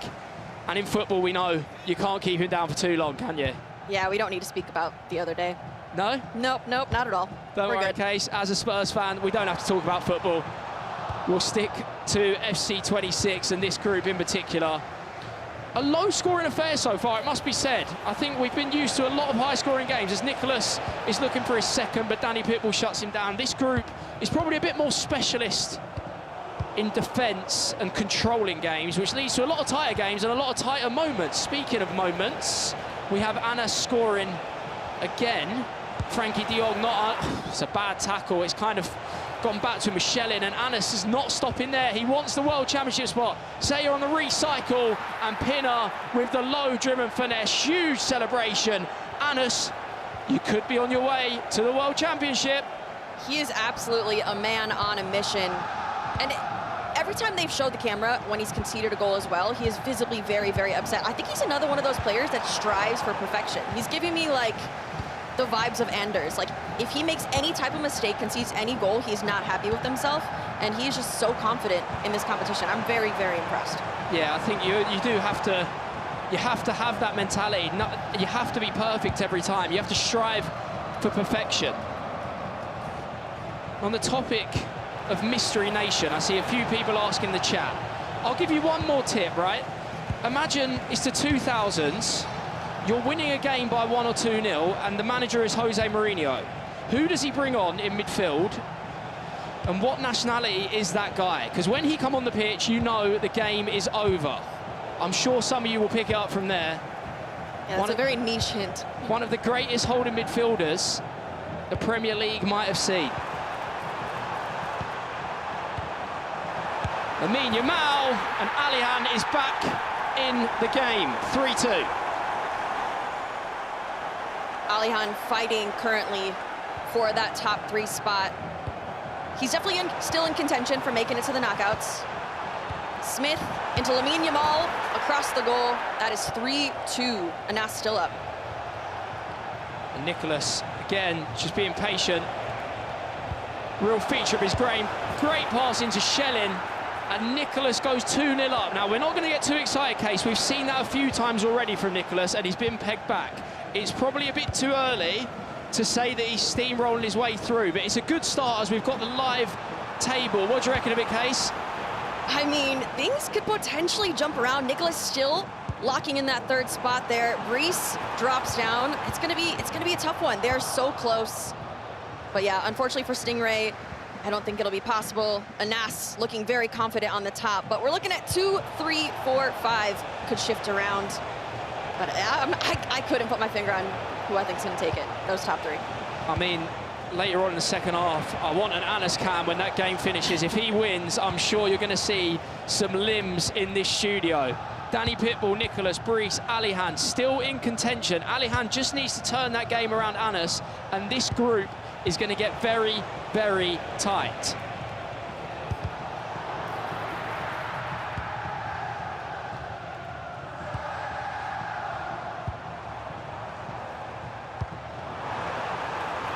Could be onside there, but just a little bit late on the timing from Sting. Now, Sting will be playing still. Remember, you don't want to finish bottom of the group, because if you do finish in 5th and 4th, you still have a chance. Well, not a chance this year, but you come back at a better stage next year. So you're invested in your future self. Do not let yourself finish bottom. And that will be on Sting's mind as Lamine Yamal is bearing down on goal, cuts inside. Brave choice of tackle there, but Militao does the job. And now Brees is looking for that transition. We're going to go over to another game, though. Another goal, and Alihan with Musiala. Great low-driven finish, 3 apiece. And that game is huge for this group. Yeah, that is going to shift all sorts of things around as we see another goal come here. Danny Pitbull scores 1 against Nicholas. It is 2-1. That's a close game as well. Nicholas needs to hold on. Like you said, he's up 2, but you never know, especially with Danny, so consistent in these competitions, a veteran in the scene. He definitely is in there to hang in there with Nicholas. Yeah, I mean, the games are going to keep changing. We're going to keep giving you updates because if Sting loses, he's completely out of the equation, completely gone. If Alihan scores another, he goes up a few points and Anas is pegged back even more. If Danny Pitbull recovers this against Nicholas, he could be very close to the top of the group. I think Anas is looking good because of the goals scored. But everything is going to change. Do not go anywhere, people. We are going to be giving you updates every few minutes here because it's that stage of the group. This is what the Pro Open's about. These are the moments you wait for, the last couple of games where things are changing after every goal. Every single goal matters. As we see green flash on the bottom, we have a little bit of a spoiler there. Anas 4-3 versus Alihan. So that'll continue to shift things as we see Anas go up to #1 in the group on 20 points. And so every single goal matters. It is about to get a bit crazy. So do not even blink, ladies and gentlemen. You're right, as we see half-time here. Nicholas 2-1 up. Sting and Brees 0-0. And Anas beating Alihan 4-3. As we said, Case, a lot of it feels like sparring. Keep yourself in the game. As we have the 100th goal of the group coming in from Anas with a low driven, and then Alihan responding instantly. Lamine Yamal, you cannot keep him quiet. That finesse, 4 apiece. As we see as well, Brees go 1-0 up. Oh, I mean, Sting. He's a bit dangerous. Stab. You're lucky to be on the pitch. As Shellin tucks it in for Brees, 1-0. And Sting, you can't be tackling like that, not in the box. Yeah, that is just too risky. Can't be giving those away. He did dive the right way, but couldn't quite get to it. It's always a heartbreaker, isn't it? You dive the right way, yes. you think you've got a chance. The worst. But you've just dived a bit high or a bit low. And it goes in. I mean, this game in particular, this is what I love, when two people aren't really feeling the pressure and they're just going for it. There's no tightness, there's no nerves, they're just going for goals. We're seeing free-flowing FC. And I think that's why Anas is at the top. He hasn't got nervous, he hasn't suffered under the pressure. At no point, as we see a low-driven Travella come in from Alihan, but it's saved and out for the corner. Now Musiala into De Jong. Alihan deciding to go for short this time. Shellin around Musiala. We're going to see the team press activated from Anas, are we? But it's De Jong into Sega, into Smith. That is beautiful. Alihan goes 5-4 up, no reaction. He knows he's got a lot more to do, but that is a great, great goal. Fantastic goal there from Alihan as the replay comes in. It starts off with Shellin, key player for us of this whole competition. Jamal Musiala. De Jong, a fantastic finish from Smith. And it's crazy because the last time we saw those two play, Anas beat him 8-4. So it is different this time around. I mean, maybe it's the situation. Maybe Alihan's starting to get a bit more comfortable, you know, at this space in the FC Pro. Maybe he's starting to get the confidence at the right times. We see a huge goal in that game. Nicholas goes 3-1 up, and the great escape is well and truly on. Lots of time left, though. I mean, I think if Danny gets into this, Haaland is going to have a say in the matter. Someone that he's used very, very well today. But for Nicholas, it's all coming together at the right time. Williams as well. I think he might be one of the only players using Williams, but it's obviously someone he's really comfortable with. As Bellingham is the furthest one forward. Bonmati, pass and move from Nicholas. These are the areas he's great in. Jude Bellingham to make it 4. Vidic gets in the way. Keep an eye on the left. The live updates are constantly coming. Alihan with Smith is starting to build some momentum. 6-4 just before half-time. And he's leapfrogged Bryce as well. And so as it stands, because Bryce is currently drawing to Stingray, Alihan is overtaken him. So it's going to be very interesting. Now he's up 2 goals. Do we have another goal? Or is it the same one? This is the same one. I wonder, I'd like to ask the chat as well, how would you like it if you were playing? Do you want updates on the other games, or do you think I just focus on myself? I'll check the results at the end of the game. I'm not bothered if someone's winning 7-4 or losing 4-3. What would you rather, live updates, or would you rather just play your own game and then check the table after it? I mean, for me, I've always been someone that just wants to play because I can't influence anyone else, so I might as well look after my own business before worrying about anyone else. But I know some people really like feeling it and knowing every goal going in. So we see Schelling with Sting there. Ball roll finesse, great finish, and that finesse plus once again from the wing, the most effective play style in the game. It's just so important. But like you said, Tom, it's also important because you have to know how many goals you need to score, because it's goals scored for that tiebreaker. And so you might need to score 2, 3 in order to even get back in it. And so you might need to pay attention. But again, that's kind of the job of your coach as well, to be in your ear, let you know, but not overtake all of your energy and focus in your match. Yeah, there's a fine balance. There's a fine balance somewhere between knowing and then also focusing on yourself. As you say, if you need goals scored, you need to be aware of it pretty quickly. And to be honest, it's very tight this week. Last week, the goals scored were a bit different. It wasn't the same competitiveness. I think Emre ran away with it as Nicholas is looking for a fourth here. Could be a huge goal in this game. Wilson with a finesse. Great block. And Danny Pitbull looking for the deadly counter-attack of Erling Haaland. Making the run, holds the ball up. Wilson, Danny Pitbull is going to need to come into action within the next 10 minutes, or Nicholas could run away with this one. Yamal, it's nice, it's tidy, but it's not enough to break down the defence of Nicholas. I think, to be honest, if you asked everyone in the pro scene who is the best defender to ever play the game, I think we'd all agree it's Nicholas. Absolutely. I think he just has some of the best composure as well. We've seen him at every single competition at the highest level possible. And so he knows he has what it takes, but yeah, his defending is absolutely unmatched. You see Williams, 4-1. Nicholas, he's left it late, but he has most certainly arrived. And that is a huge, huge goal in the context of this group. Nicholas goes 4-1 up with 28 minutes on the clock. Wow. You mentioned not many people have Williams, but he seems to be a stellar option on the wing for him. Yeah, I mean, maybe it's the pace. I mean, another huge goal here as Alihan is going to go 7-4 up with Schelling. Near post finish. And we also see Sting win a penalty after giving one away earlier. I mean, they're all hacking each other down in this game. Is he going to convert it? Schelling. He is. Also goes the right way. The trusty bottom left. GC, I hope you're watching.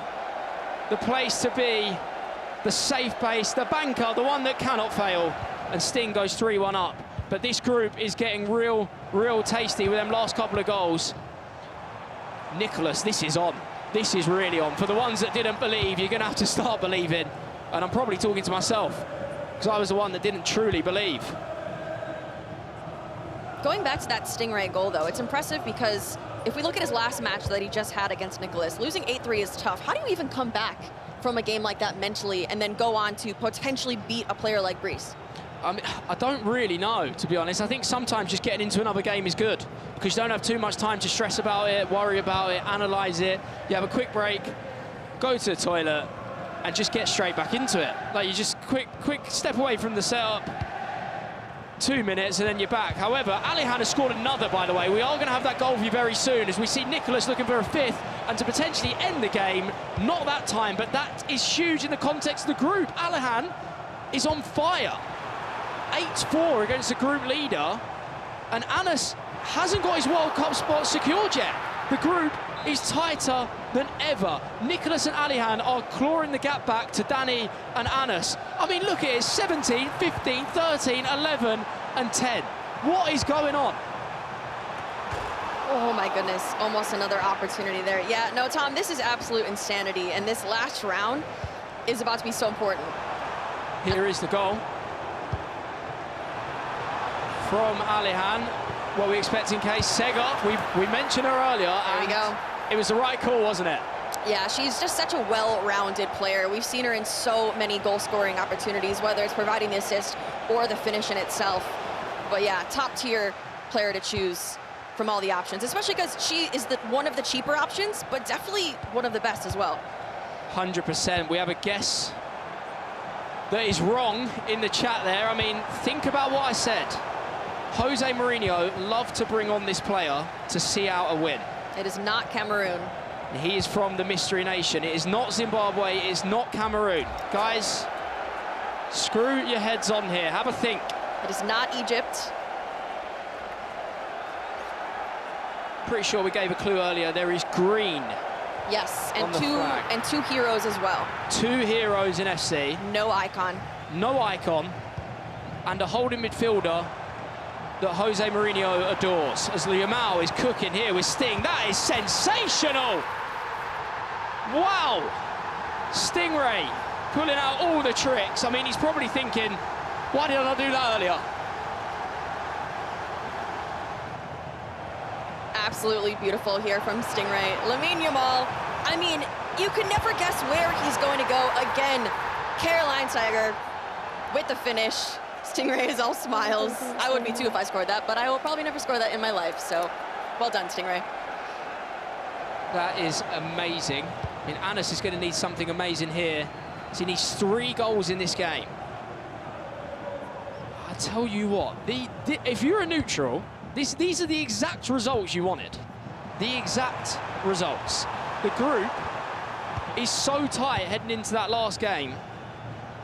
I mean, look at it. There's 2 people can still top it.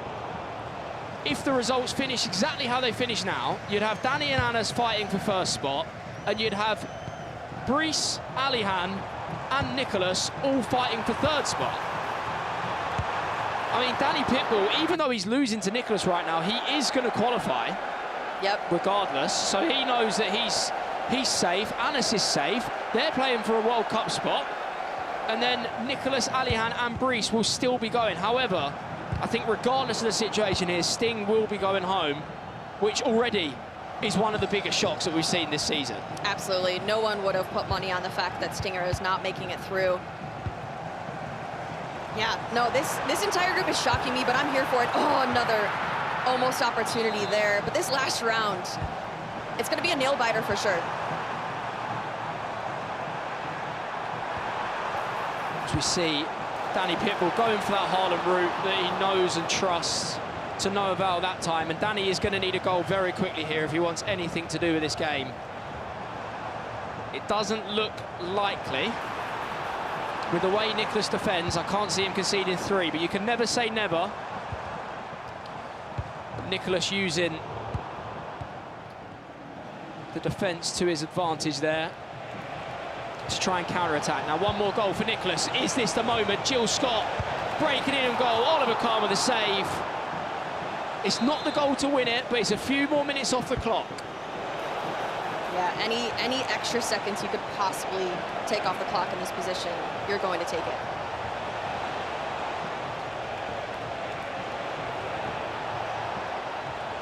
I think Nicholas has listened to us. Taking it off the clock, looking for the 5th. Beautiful player lock. Nicholas, sensational to secure the win against Danny Pitbull. He is now the 2nd top scorer in the group as well. And he's in a very good position to qualify. If I said that to you 2 hours ago, you wouldn't believe me. It's crazy, though, also, because, like we said before, he ended week 1 on 17 goals, and now he's the 2nd top goal scorer. What a turnaround for him. And it just goes to show, 1 week it can't go your way, but as long as you reset your mindset, get back into it, you can do it, especially if you're the Iceman. That helps, too.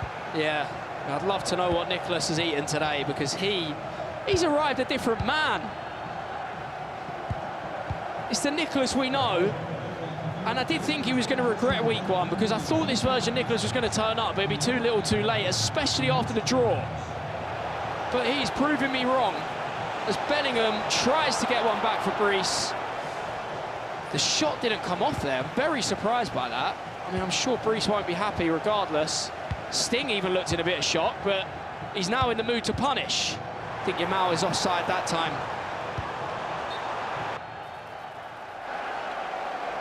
We tune in on this one. Nicholas will only be looking for goals here because him and Alihan are both on 42. So every goal is going to count. And for Danny Pitbull still, because if he's going to go for the group win, goals scored are going to be important. We might even see a goal scored tiebreaker with Nicholas and Alihan there. You can see 43-42, and Brice as well. Do not rule him out yet. We have some huge games coming up for the 5th and final round. Nicholas, who could be going 6-1 up here with Jill Scott, he is going 6-1 up here, is playing Brice. Alihan is playing Sting, and Anas Badir and Danny Pitbull are going to be facing off in a World Cup qualifier. That is a very, very big game for the last game of the day as well. Here's the replay we see again. Jill Scott, Manchester City legend. Had to add that in there, of course. Across the goal, makes it 6-1. Of course, you had to add that in case. Deserved. Only recently arrived in the game, actually, in the Winter Wildcard promo. I did see that on the game, but yeah, I cannot believe that. Anas versus Danny Pitbull is a straight shootout for a World Cup spot. They've both qualified, they're both in the knockouts, and they're going to be playing to see who can make the World Championship. Alihan against Sting, and Nicholas and Brees. I mean, Brees is going to need a big turnaround in that game. He's going to have to beat Nicholas and score at least 6 more goals than him to go through. So Brees has got it all to do unless he can make a comeback against Sting in the next 25 minutes. Yeah, that is a tough last game because Nicholas is absolutely on fire as well. So if I had to choose someone to go against my last game, it probably would not be Nicholas.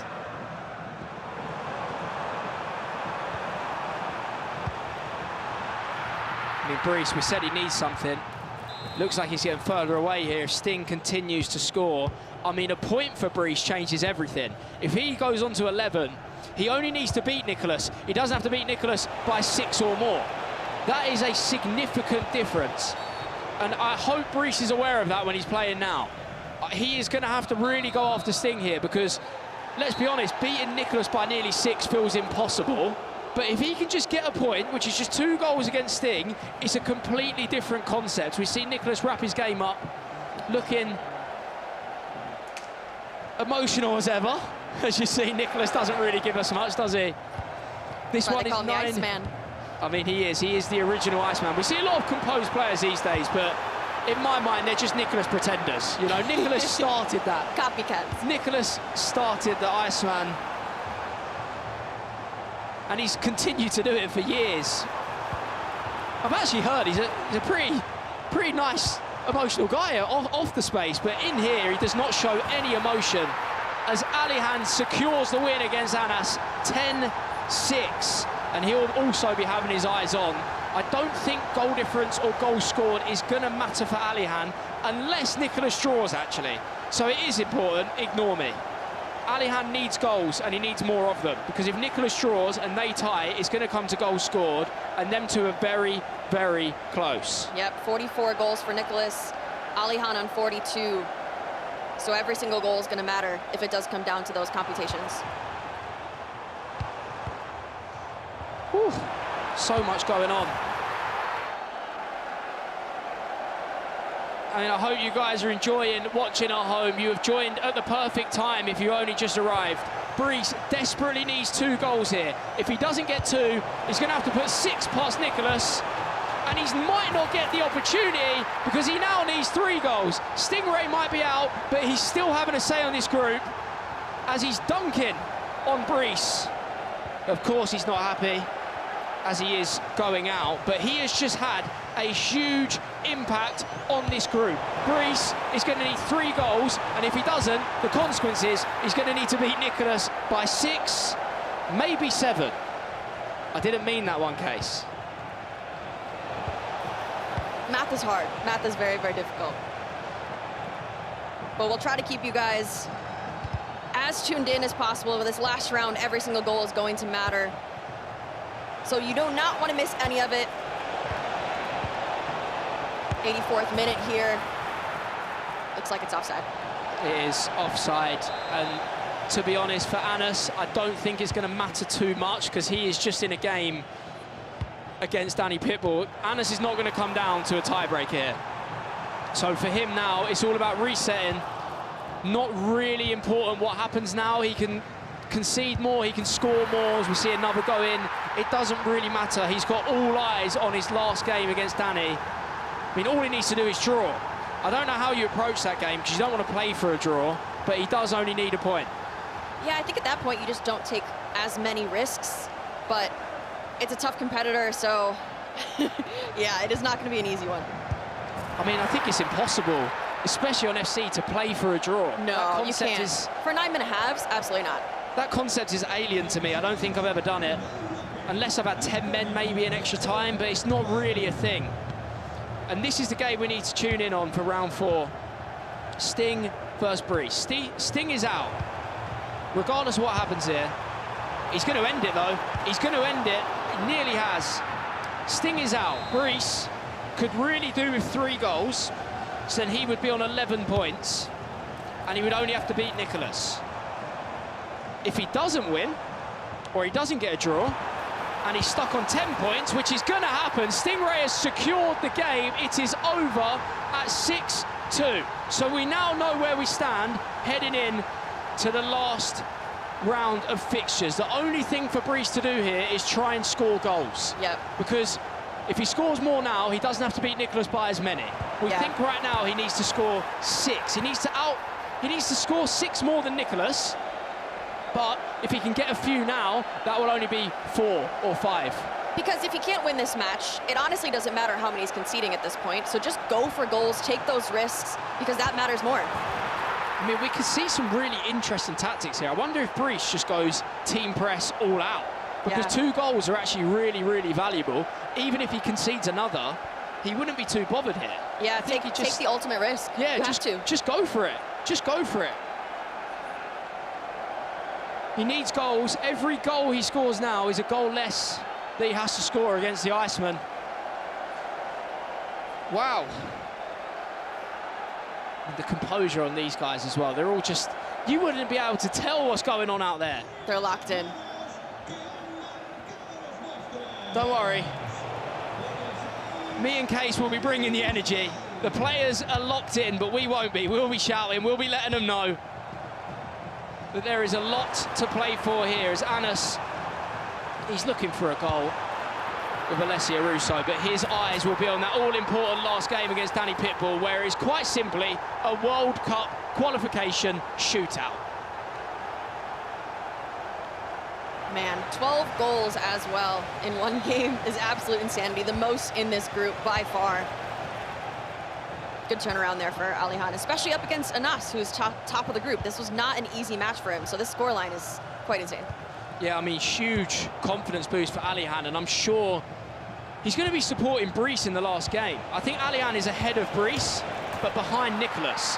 So if Brees can get the win, Alihan will be keeping his eye on that, because he will be banking on that. Nicholas is in his hands. Now, if you offered that to him at the start of the day, I'm sure he would have bit your hand off for it. Absolutely. We said Brees needs goals. Every goal is going to count. There's one. There's one. You might be thinking, Tom, why are you getting excited? It's 7-3. Trust me, they are going to matter. I'm not sure how aware Brees is of that, but they are really going to matter when it comes to the last game. That's 1 goal less that he has to beat Nicholas by, and there's still 9 minutes on the clock for it. Great finish there from Zico. And like you said, every single goal is going to matter. I actually wonder if he can hear us, and he heard us tell him to change his tactics, go full-out attack, take those risks, because honestly, it doesn't matter how many he's going to concede at this point. He just needs goals badly. And guys, we do have round 5 coming after this. I mean, round 4 has been ridiculous, to be honest. 12-7, 6-1, and 7-3. If this is a sign of things to come, I think I'm going to lose my voice by the end of it. And you guys are going to have non-stop twisting and turning. We have confirmation that Alihan has won that game 12-1. We have confirmation that Nicholas, we saw earlier, wins 6-1. So this is the only game left. And all you guys need to look out for is Brees and scoring goals here. You could probably work it out by looking at the table. He could be getting another one. It's Wilson one-on-one. Bad first touch. Oh, I hope that doesn't bite him a bit later. Oh, he won't be happy with that. Maybe just slight movement on the left stick.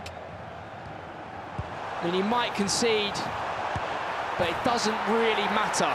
He just needs a goal. Yeah, he's too far off to try to win this match. So that goal is doesn't really affect the overall grand scheme of things. Woo. I mean, it's funny watching this. I don't think Sting really understands. He's probably just tuned out at this point. He knows he can't qualify. I don't think Sting will truly understand the relevance he's got right now. He's actually really important to this group still. Yeah. This is the thing with group play, Case. No, so much is happening at once. And I honestly, I think the best advice is to just play your best game, because you can't try to figure out everything that's going on around you. Because like you said, Sting is unfortunately out of the competition, but he still has a big effect on how it all can play out for the rest of the competitors. As we see Brees, we spoke about goals being important. It's Zico. He's looking for one. And Dan Burn with the block. Now, Brees has had 2 very good opportunities at the back end of this game. That could have been a potential 2 more goals off the list. And now, he's going to need to beat Nicholas by at least 5. What do you reckon? Guys in the chat, I want to know, who do you think is going to take that 3rd spot? Is it Nicholas, is it Alihan, or is it Brees? Alihan is playing Sting, who is already knocked out, but then he's waiting. He's going to, the fate is in Nicholas's hands. It is going to be on Nicholas to decide that 3rd spot. Anas and Danny Pitbull will also be playing for a World Championship place. This group is what we're all here for. As we see, a late goal. Brees, you're making indents into that already. You don't know it, and I know you don't know it because I can tell by his reaction.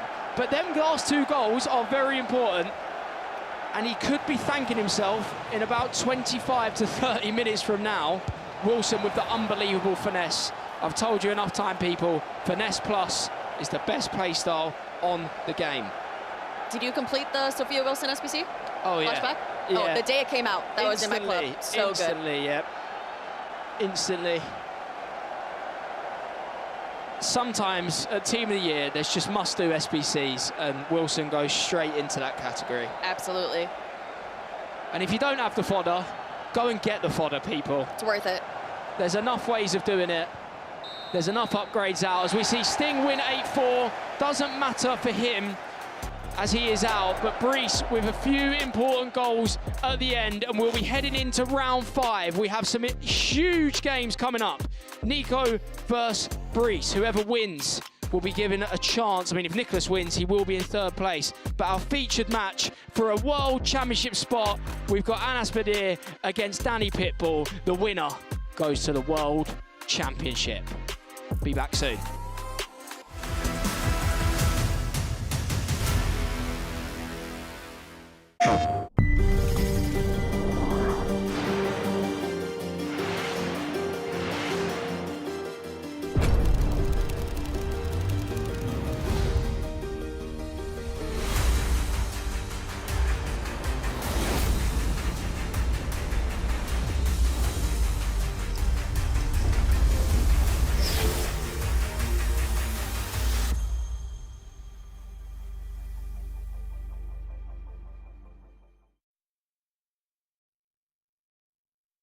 PlayStation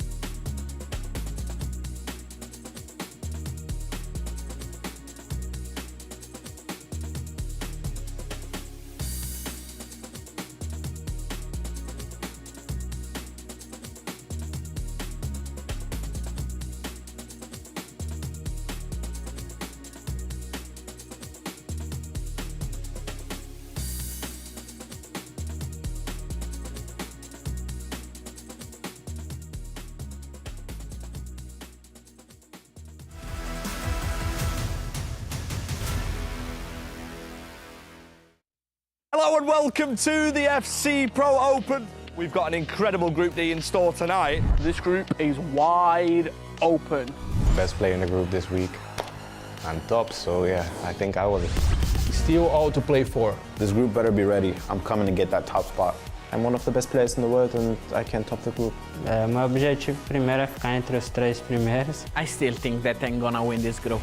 Every single one of these players are still in with a chance of that top 3. Well, that is what we have to look forward to tomorrow. But, Casey Rose, we need to talk about what on earth we just witnessed in here tonight. Wow. I mean, we should probably start with the fact that Stingray is unfortunately out.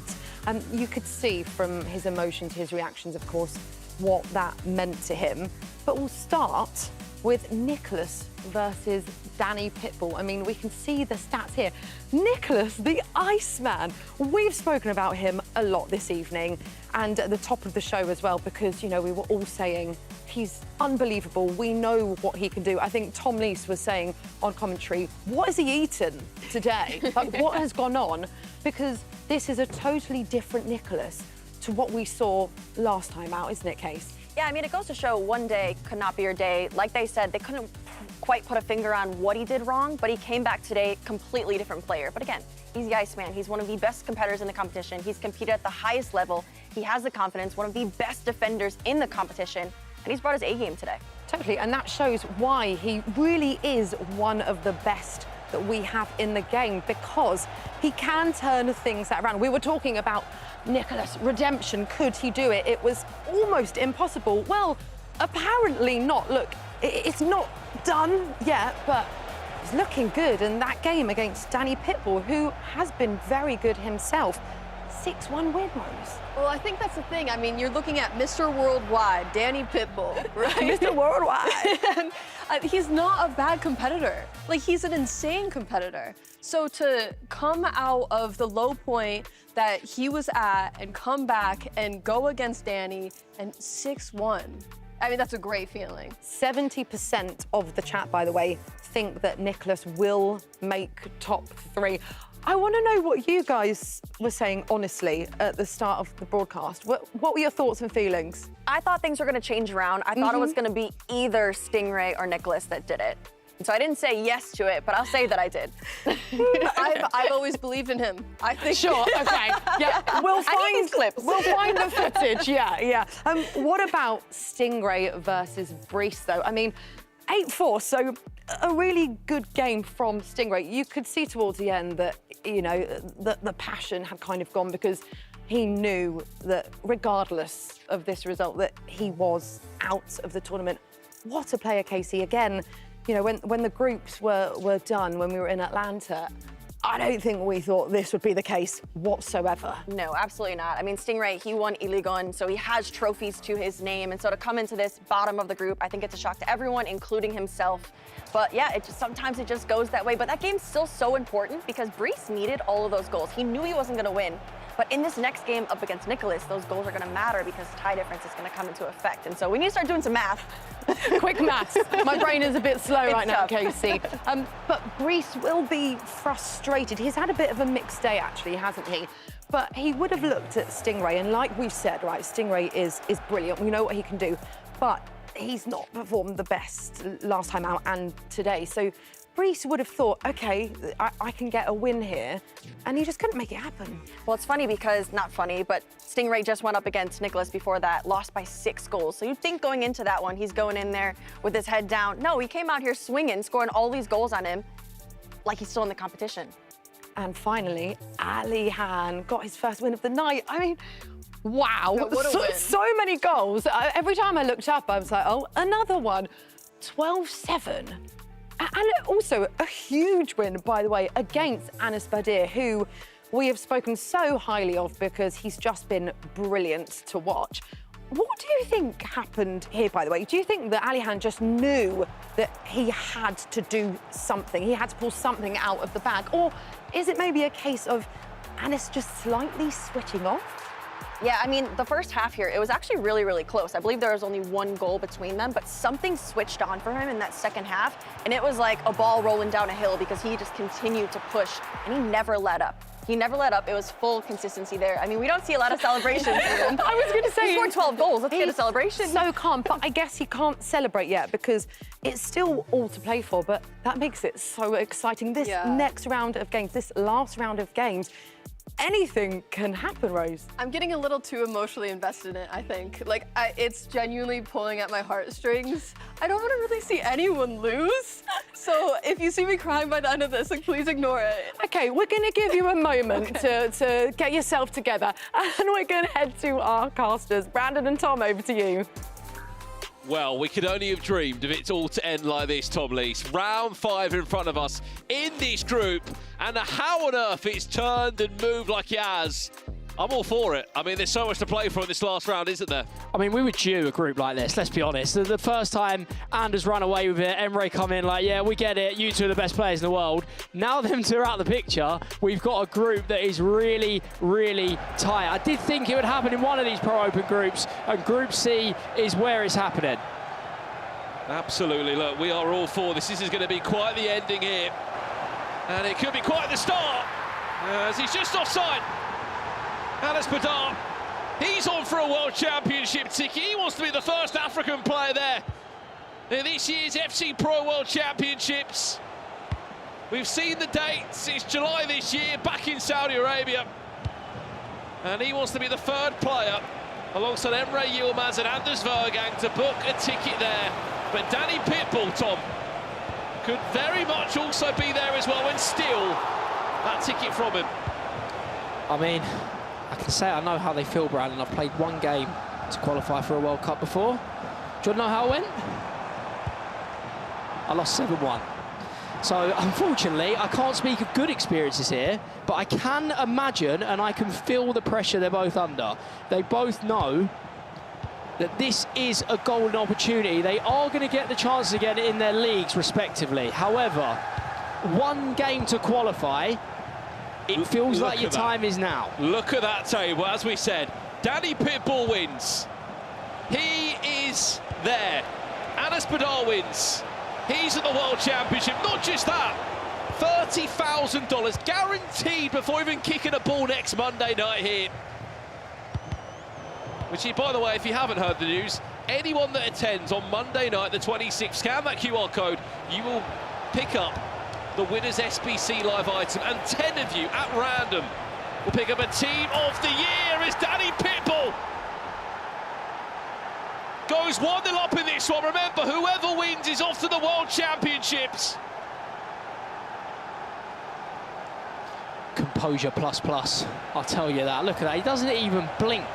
You're playing for a World Championship spot. Doesn't even blink. Quick sip of the drink, and he's back to business. I guess there is a long way left, so nothing to get too excited about yet, but every goal is going to feel one step closer, and Alihan, not the start he wants. Stingray is freestyling. Stingray has the group in the palm of his hands sometimes, and he's just enjoyed himself out Someone there. else has got this group in the palm of his hands. It's Nicholas, who leads against Bryce 8 minutes in. He was bottom of the table at the start tonight. He might just be on his way to an FC Pro Open Finals for a second year in a row. Brees, how not to offside trap there, I think. A late offside trap that's gone very wrong. I'm sure it's a song, Brandon. Nicholas has the whole world in his hands. Anas has equalised. This is going to be a long one. Anas Badar has just equalised in this 1-1, we're all square.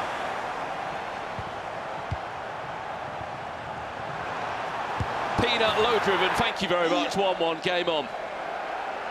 Oh yeah. I mean, if we can get a poll in the chat right now, who qualifies for the FC Pro World Championships? Danny Pitbull or Anas Badar? Who gets that ticket 5-6 months early before the biggest event of the season? That's the table as it stands. Nicholas has somehow put himself in second place, which, by the way, that could have huge implications, Tom, for the knockout bracket. Yeah, we will have the knockout bracket for you later on. If you're wondering who these people will be going up against once they're out of the groups, once we know who's out of the group, you'll be able to see them. And I've got a feeling there's going to be some juicy matchups incoming. I'll tell you what, you want a juicy matchup? If Nicholas finishes second, he will play Manu in the round of 16 match in the FC Pro Open finals on Monday night. He will play the two-time world champion. And guess who the winner plays, Tom? Are you going to say the words Anders Verjgang? I am going to say the words Anders Verjgang. Again, whoever finishes second plays Manu on Monday night. Winner of that plays Anders Verjgang. I asked for the juice, and you provided it, Brandon. We need the group to stay this way. We need to see that. All eyes on that part of the bracket. If it does play out that way, the only way that happens, though, is if results stay the same. If Danny Pitbull wins, he will be in and above, and Nicholas will go down to third. So, I guess what else happens, Tom? As Brees tries to get past Oliver Kahn. Whoever finishes third on the group, guess what you're rewarded with? You're going to play Umut. You're going to play another former world champion in the round of 16 there as well. So, third plays Umut, second plays Manu. And if you top the group, you will be into the quarterfinals and have a world championship ticket as Alihan has pulled a goal back there. But Stingray has scored an up one. Are we looking at someone that's just not feeling the pressure because there is nothing to play for now? oh, it's loose. It's very loose. Yeah, he's feeling free out there, and that is when Sting's at his best. I mean, the goals are going in probably as a result of that. Sting's playing with complete freedom. 5 goals, by the way, in that game already.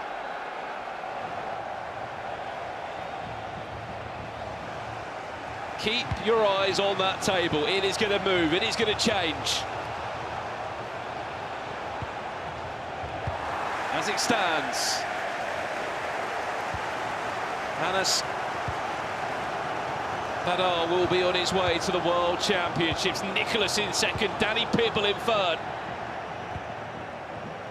And what's more important, if you finish fourth, you of course qualify for the FC Pro Open qualifier. Next year you skip a step in terms of the online qualification process, as Nicholas has just bagged himself for second. He will lead Bryce by 2-0. And this is that moment again. Nicholas, 2-0, he leads Jude Bellingham, taking matters into his own hands. Speak about composure.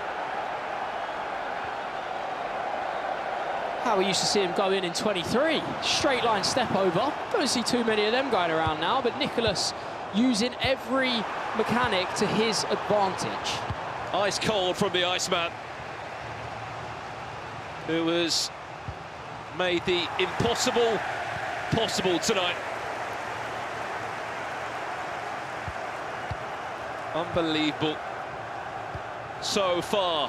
Well, we asked you at home, who will qualify for the FC Pro World Championship? It will be one of these two. And as much as it's so tight, 30 minutes into the game, 57% of you think that Danny Pitbull will get there. If he does, it will be an emotional moment for the Italian. Here's Bellingham now. For Danny Pitbull, Bellingham. Billy, her shot is blocked, but it was liquid football from the Italian.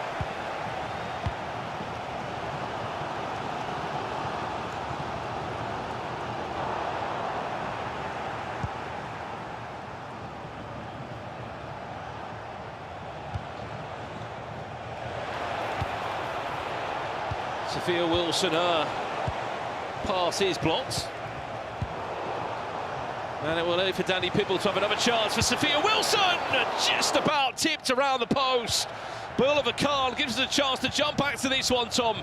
Nicholas still leading by 2-0.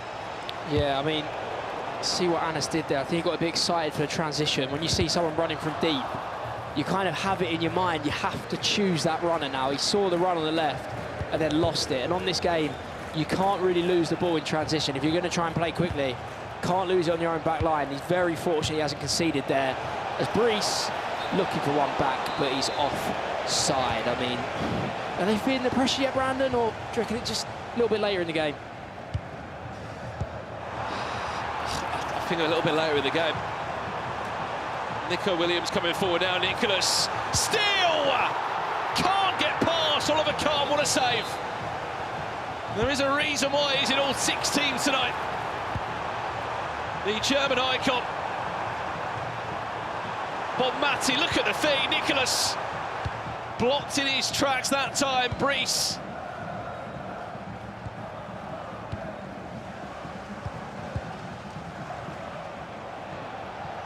A horrible way to end for him.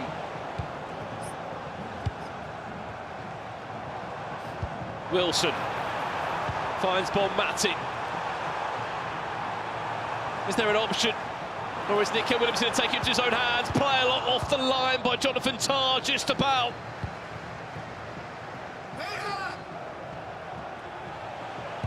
And there's a roar from somewhere. Zico into Brees. Well, that's where the roars come from. It is the Egyptian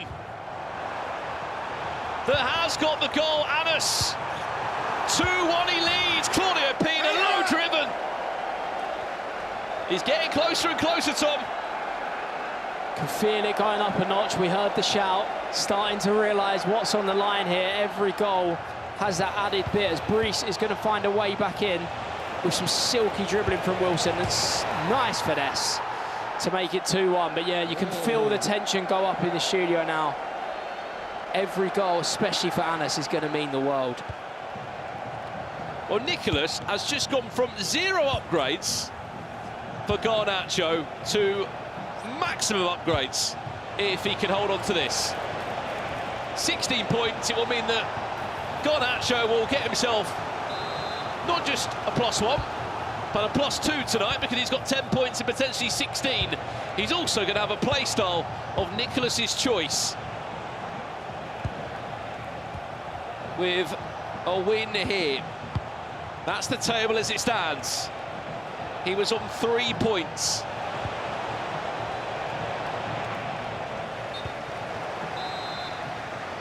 And he's potentially picked up 13 of them tonight.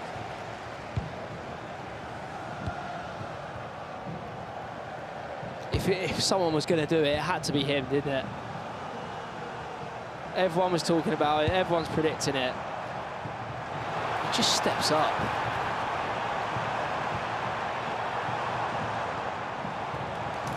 And in time of just 1 minute. On consistency, I don't think anyone gets near him. Might not be everyone's best player ever. I think the World Championship kind of goes against him. Hang on a second, and in time of 1 minute, it's still not been played. Danny Pitbull! Not out of this one yet! 2-2, game on!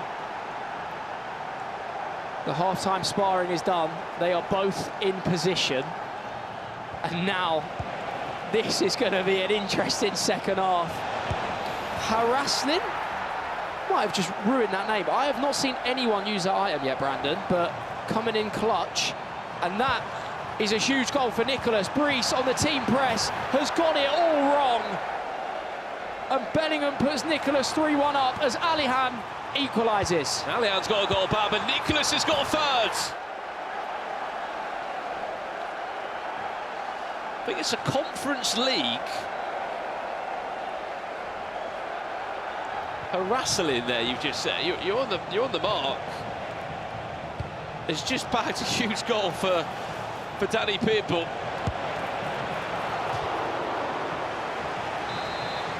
I mean, Alihan, his efforts will be in vain if Nicholas keeps doing this. However, we have got a game on. Brees with the corner just before, 2 massive goals. I mean, 3 massive goals. Alihan scoring, Danny Pitbull getting his way back in the game, and Brees tightening this game up sets us up for a grandstand finish. He was the runner-up at the World Champions last year, was Brees. And speaking of who's going to the World Championship, a win is an absolute must for Danny. A draw would be enough to keep Anas there in that World Championship spot. Hang on a second, Danny Pitbull, what a save! Oh, where's the pass? Where's the pass? He's in! He's in again, though. We might need a replay on that, Brandon. I'm sure there's an open goal there. It might not matter. Rasselin. Wilson, corner. The biggest stakes of the season so far in front of our eyes.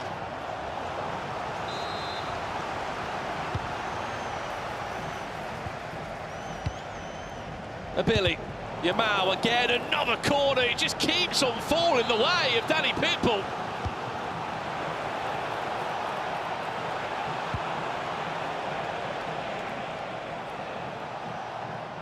And by the way, well, we've got a very small break in play. If you're wondering what the Mystery Nation was, Tom Lees, tell the people, what is it? Mystery Nation, for you that guessed it. Confirm it. Nigeria.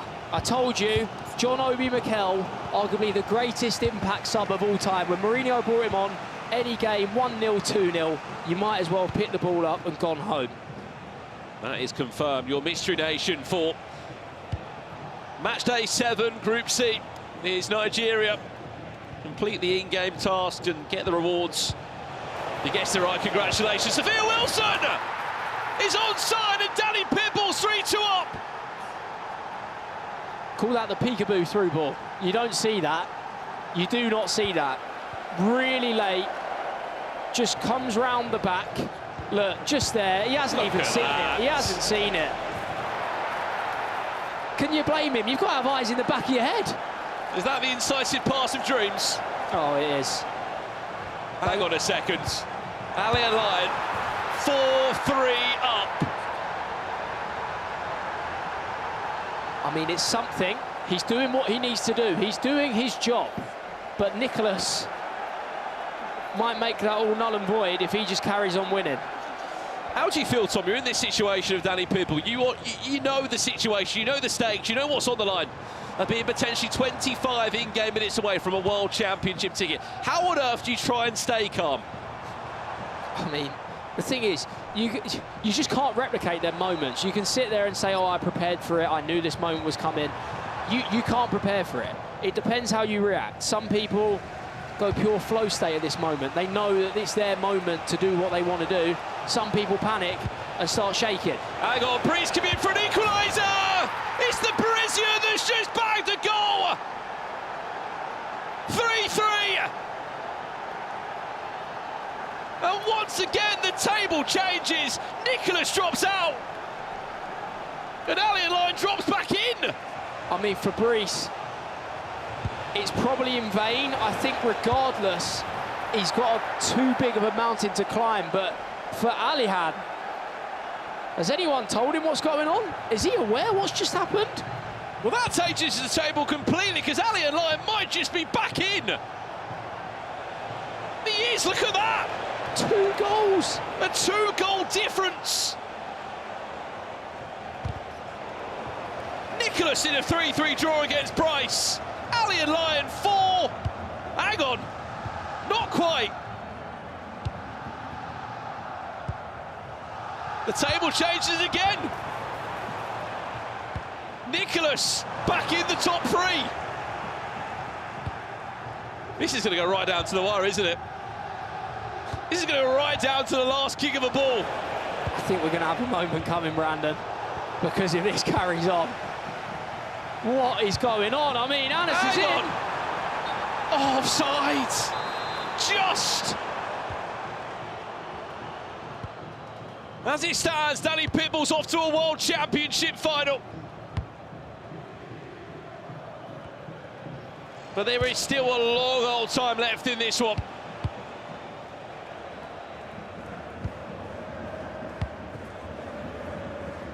$30,000. A ticket that only 32 players dream of every single year. And you can be the 3rd player on that list in January. Massive goal in that game. Ali and Lyon 5-4 up. Even bigger goal here. Danny Pitbull. 4-2. There's a gap, Tom. There's a gap building. Have you ever seen someone angry at themselves for bettering their chance of making the World Championship? What's happened here is Nicholas just scored again. Nicholas 4-3 up. And this was the goal that put Ali and Lyon, oh my days. That free kick was outrageous, but then the follow-up finish. I mean, right place, right time from Kelly Smith.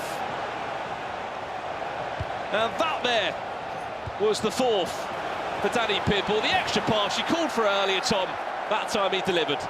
Yeah, I mean, it's not over yet, but that is a big goal, as you say. Alihan's looking for another big goal, Musiala. It's all going on right now. I cannot keep up. Oh, nearly. What were those noises, Tom? I don't know. I didn't know I could do that. I don't know where they came from. Ali and Lyon. Very nearly 6-5 up. You sit there and you wonder if Bryce and Stingray know the part they can play in this last 30 minutes. Huge stakes here. Only 3 players can make it through to the FC Pro Open Finals, which take place next Monday. Musiala. Oh, a little bit too short there. If we can, let's jump somewhere else. Nicholas. Even with another goal for Aliad. He needs Nicholas to draw. He needs Nicholas to draw points. I mean, Alihan is doing his job. He is doing his job. But Nicholas is also doing his job. However, with 1 goal, you can't call that. Well, that was... Oh, what is going to happen, Brandon? What?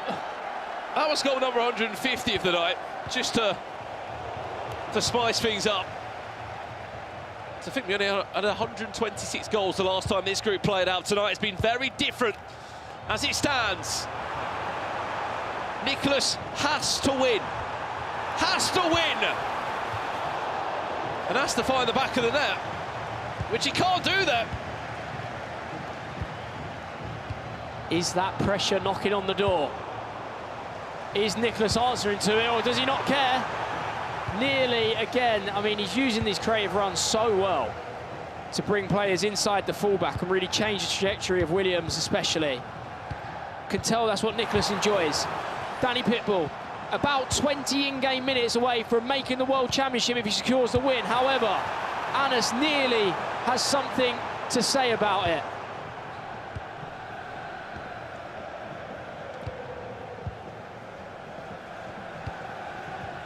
"15 minutes away.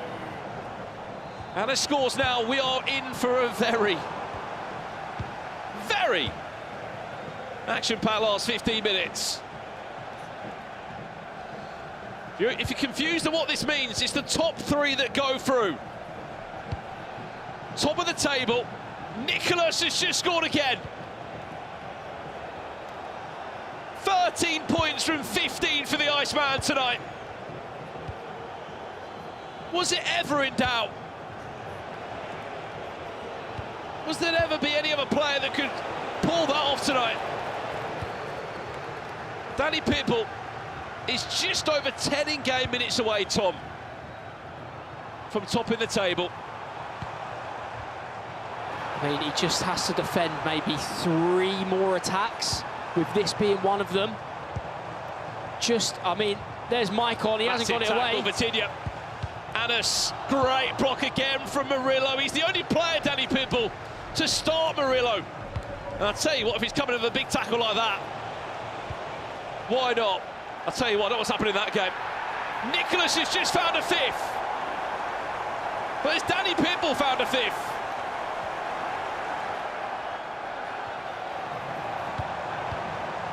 Ali and Lyon is doing all he can. He's 7-4 up.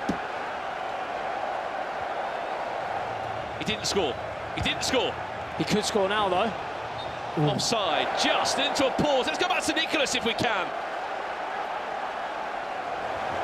These 2 are in a pause. This is live. Nicholas, 20 minutes away from setting up a game against Umut on Monday night. I mean, he concedes 2 and he's out. Alihan is just nervously waiting. He's done his job. He's beaten Sting. We'd assume so. He's beating Sting. And now he just has to hope and pray that Brees can find something. I think Andy Lyon's looking over the shoulder, just saying to Brees, come on. You can still do something for me here.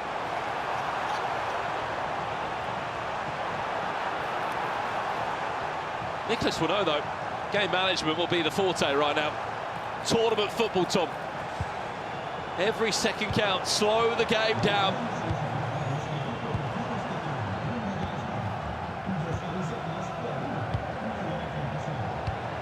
One more goal, you feel like would do that. Nicholas, where's the cutback? There it is! It's cold! Ice cold! From Nicholas! Zero reaction! He knows it's not job done just yet. But from 3 points to 16. Unbelievable. And yes, any Garnacho holders, you're getting the full upgrades, you're getting the full works tonight. Danny might have done this.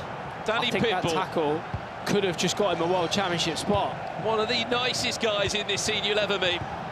He well and truly wears his heart on his sleeve.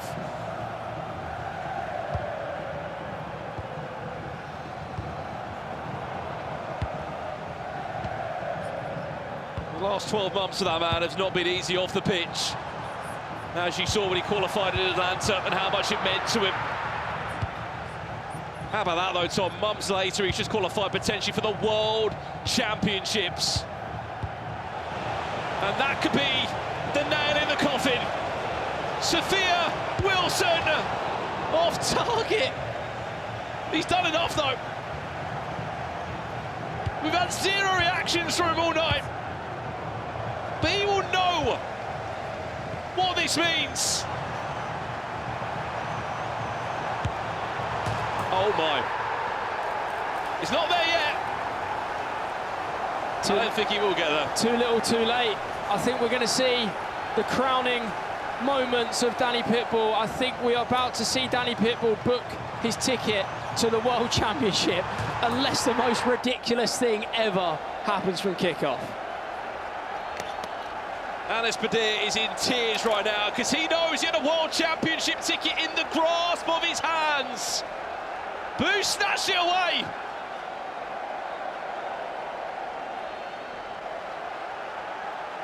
Danny Pitbull has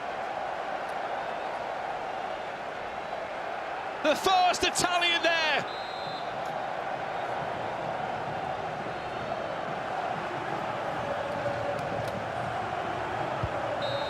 Full-time result. Danny Pitbull is on his way to the World Championships.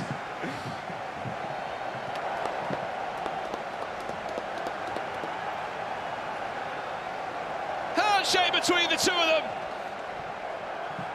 He is there amongst the best 32 in the world. Congratulations, Danny Pitbull. We'll see you in July. Wow. Enjoy every moment of it, Danny. You deserve it. Top of the group, best player in this group. And he will be at the World Championship. And there's the roar. We were waiting on it. Well, he's held it on all today, hasn't he? All the reaction, all the emotion.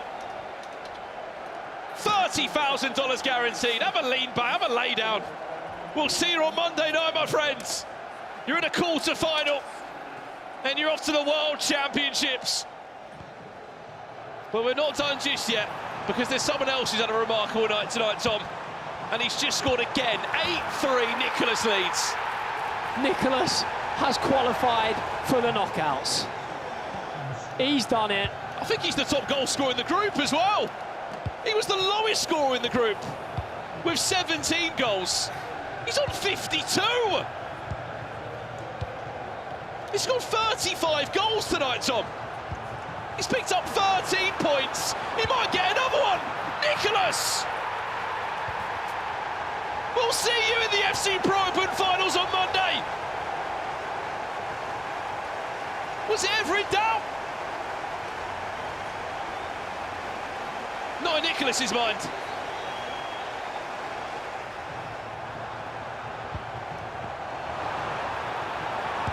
How do you describe a performance like that, Tom, from that man tonight? He's bottom of the table. All the odds are against him. He drew his first game. He made it even more difficult for himself. It might be even more impressive than any of the 15-point hauls we've seen just because of the pressure he was under. He had to step up. He had to deliver.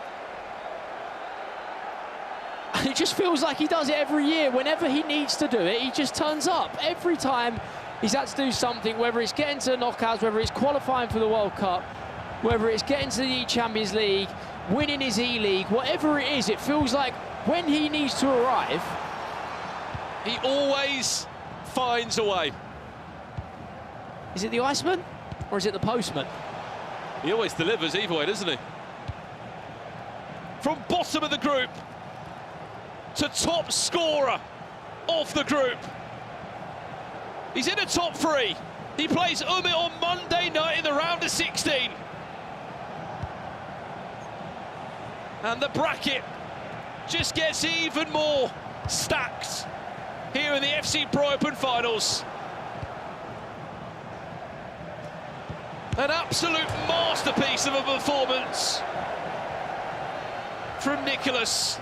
Added time of 4 minutes. Danny Pitbull has topped the group. Anas Badir has also made it through to the next round. He'll be playing Mani Bashore on Monday night. And Nicholas will play Umit. Unbelievable. Calm, composed, cold as ever. The Iceman is there. And he's qualified for the FC Pro Open finals.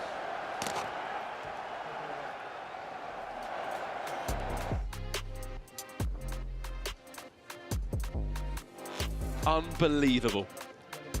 Any celebration, any emotion, this man is the calmest man in the building. It's another day, it's another day's work for him. Did he ever doubt himself, Brandon? No. He always finds a way. Honestly, that man is ridiculous. Go debate, wherever you put him in. I think you're right. He might not be the winner of all winners, but I tell you what, he's consistent, isn't he? He's always at a World Championship. He's always there in the final bracket. Nicholas is there. He's just about squeezed into a top 3. What a night. Inevitable. He has 3 points. We all write him off. You're silly if you did it. I'm silly because I definitely did it. I said there's no way. He's given himself too much to do. He's proven me wrong. Oh, is this season number 8 of doing this or 9 for him? And every single season he does it. The game changes, but his consistency doesn't. Look, let's not hang around any longer, Tom. That's it from commentary. He's joined with Nicole and Casey now to talk through everything that just happened there. Thank you very much, guys. Yes, we are here with Nicholas, the Iceman. I mean, that is your nickname for a reason, a very good reason. I mean, you started today, you came in here this afternoon, bottom of the group. Did you know that you would make it into the top 3? Yeah, I think so. I think you have to believe in yourself. But yeah, since December, since the first week, I was really disappointed because it happened the same. I mean, in the boot camp or even the same day in the tournament, I played really good. But then in the first week, I couldn't show it. I don't know, maybe my opponents, they play better, but also some bad luck and stuff. So I was really mad, really disappointed. But yeah, today was a different day. Well, Nicholas, we have to talk about first week, 17 goals. This week, you are at 53 goals. So absolutely insane difference. But I don't know if you know this, but we ran a poll in the chat. 70% of the chat believe that you would qualify. So what do you have to say to everyone who believes in you back home? Yeah, obviously, thank you for all the people, the community support. Obviously, in Argentina, my family, my girlfriend, she's here supporting me, and also her family. So I'm so happy, and let's see the next week. You are our PlayStation Player of the Day. I feel like that's probably not a massive surprise. I want to just chat briefly about the last game that we just saw, because it started, I mean, it kept changing, right? We were trying to watch the table and who was going to qualify, and it was really quite close at one point, and then you got a comfortable win in the end. When you were going into that game, how nervous were you? Because you would have known exactly what was riding on that result. Yeah, obviously I have no nervous. Maybe you have some pressure, but it's your own pressure. You know, you want to win the tournament, you want to qualify for the next stage. But yeah, at the end, through the years, I think at the end of the day, for me, for Anders, for Emre, it's just a game. So I go to this game like this, and I feel so calm. Now, obviously, congratulations, you've qualified for the knockouts, but that does leave a very important next match is up against Umit. So third place, got you that matchup. What are your thoughts about Umit? Do you fair your chances? I didn't watch a lot. I used to don't watch a lot the EA competitive because I just compete, you know, it's too stressed for me. But yeah, what I heard and what I see a little bit, he was playing really good. We are like Clásico, you know, we are playing each other, I think, in different stages every time. So let's see. Okay, well, congratulations, well done. I mean, I feel like you need to go backstage and just sit on a sofa and just take a deep breath because, wow, what a day from you. We can now hear from Tom, who is with the group winner, Danny Pitbull. I mean, yeah, I am joined by the man himself, your World Championship qualifier. I mean, Danny, firstly, how do you feel? Sono molto felice, il primo passo l'abbiamo raggiunto, ma è soltanto l'inizio. He's very happy. The first step is been achieved, and he's looking forward for the next step. I mean, I have to ask you, Danny, did you think you could do it after the first round? I think everyone was talking about Anas. Did you think tonight, was your aim the World Cup, or was it just qualifying? Avresti pensato che ci saresti riuscito dopo che Anas era il primo? Assolutamente no, però sono settimane che penso alla partita che ho perso all'andata e il destino ha voluto di, diciamo, farci decidere il match per chi si dovesse qualificare e è andata bene. Absolutely not, but he's been thinking about it all the way and he didn't think he was going through, but he did it. I mean, yeah, he's had it on his mind. I must ask about your tactics as well. I mean, we're looking at them now. Obviously, the 4-5-1, I find it interesting. A few things we see here, the box-to-box on all three centre midfielders. But just wanted to ask you, Danny, about your wingers, because normally a lot of players have maybe inside forward on both or winger, but this time you have one on winger and one on inside forward. Can you give people any insight as to why you do this? Sì, in realtà soltanto l'ultima partita ho cambiato perché uso entrambi attaccante interno, soltanto che parlando col mio coach abbiamo detto facciamo giocare a Raslin che magari gioca di più con la squadra e Holland è andato in panchina e gli ho messo ala. He changed his tactic just at the end, and with his coach, they were talking about it, and they used Raslin at the end, and that ti ha aiutato. That helped him. Yeah, so obviously the importance of a coach we see. I mean, Danny, once again, I have to congratulate you. You must feel on top of the world now. Do you have any message to say to the people at home? Ringrazio tutti coloro che mi sono stati vicini, soprattutto la mia famiglia, la mia bambina, Novo che ha creduto, sono 2 anni che sta credendo in me e stiamo facendo, penso, un lavoro fantastico e nulla, un bacione a tutti. Well, yeah, that is it from us here. Thank you to Danny. Congratulations once again for qualifying. Unbelievable stuff. Over to you, Nicole.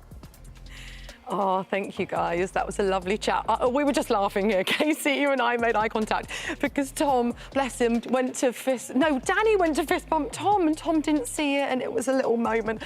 Very cute. Anyway, Danny Pitbull.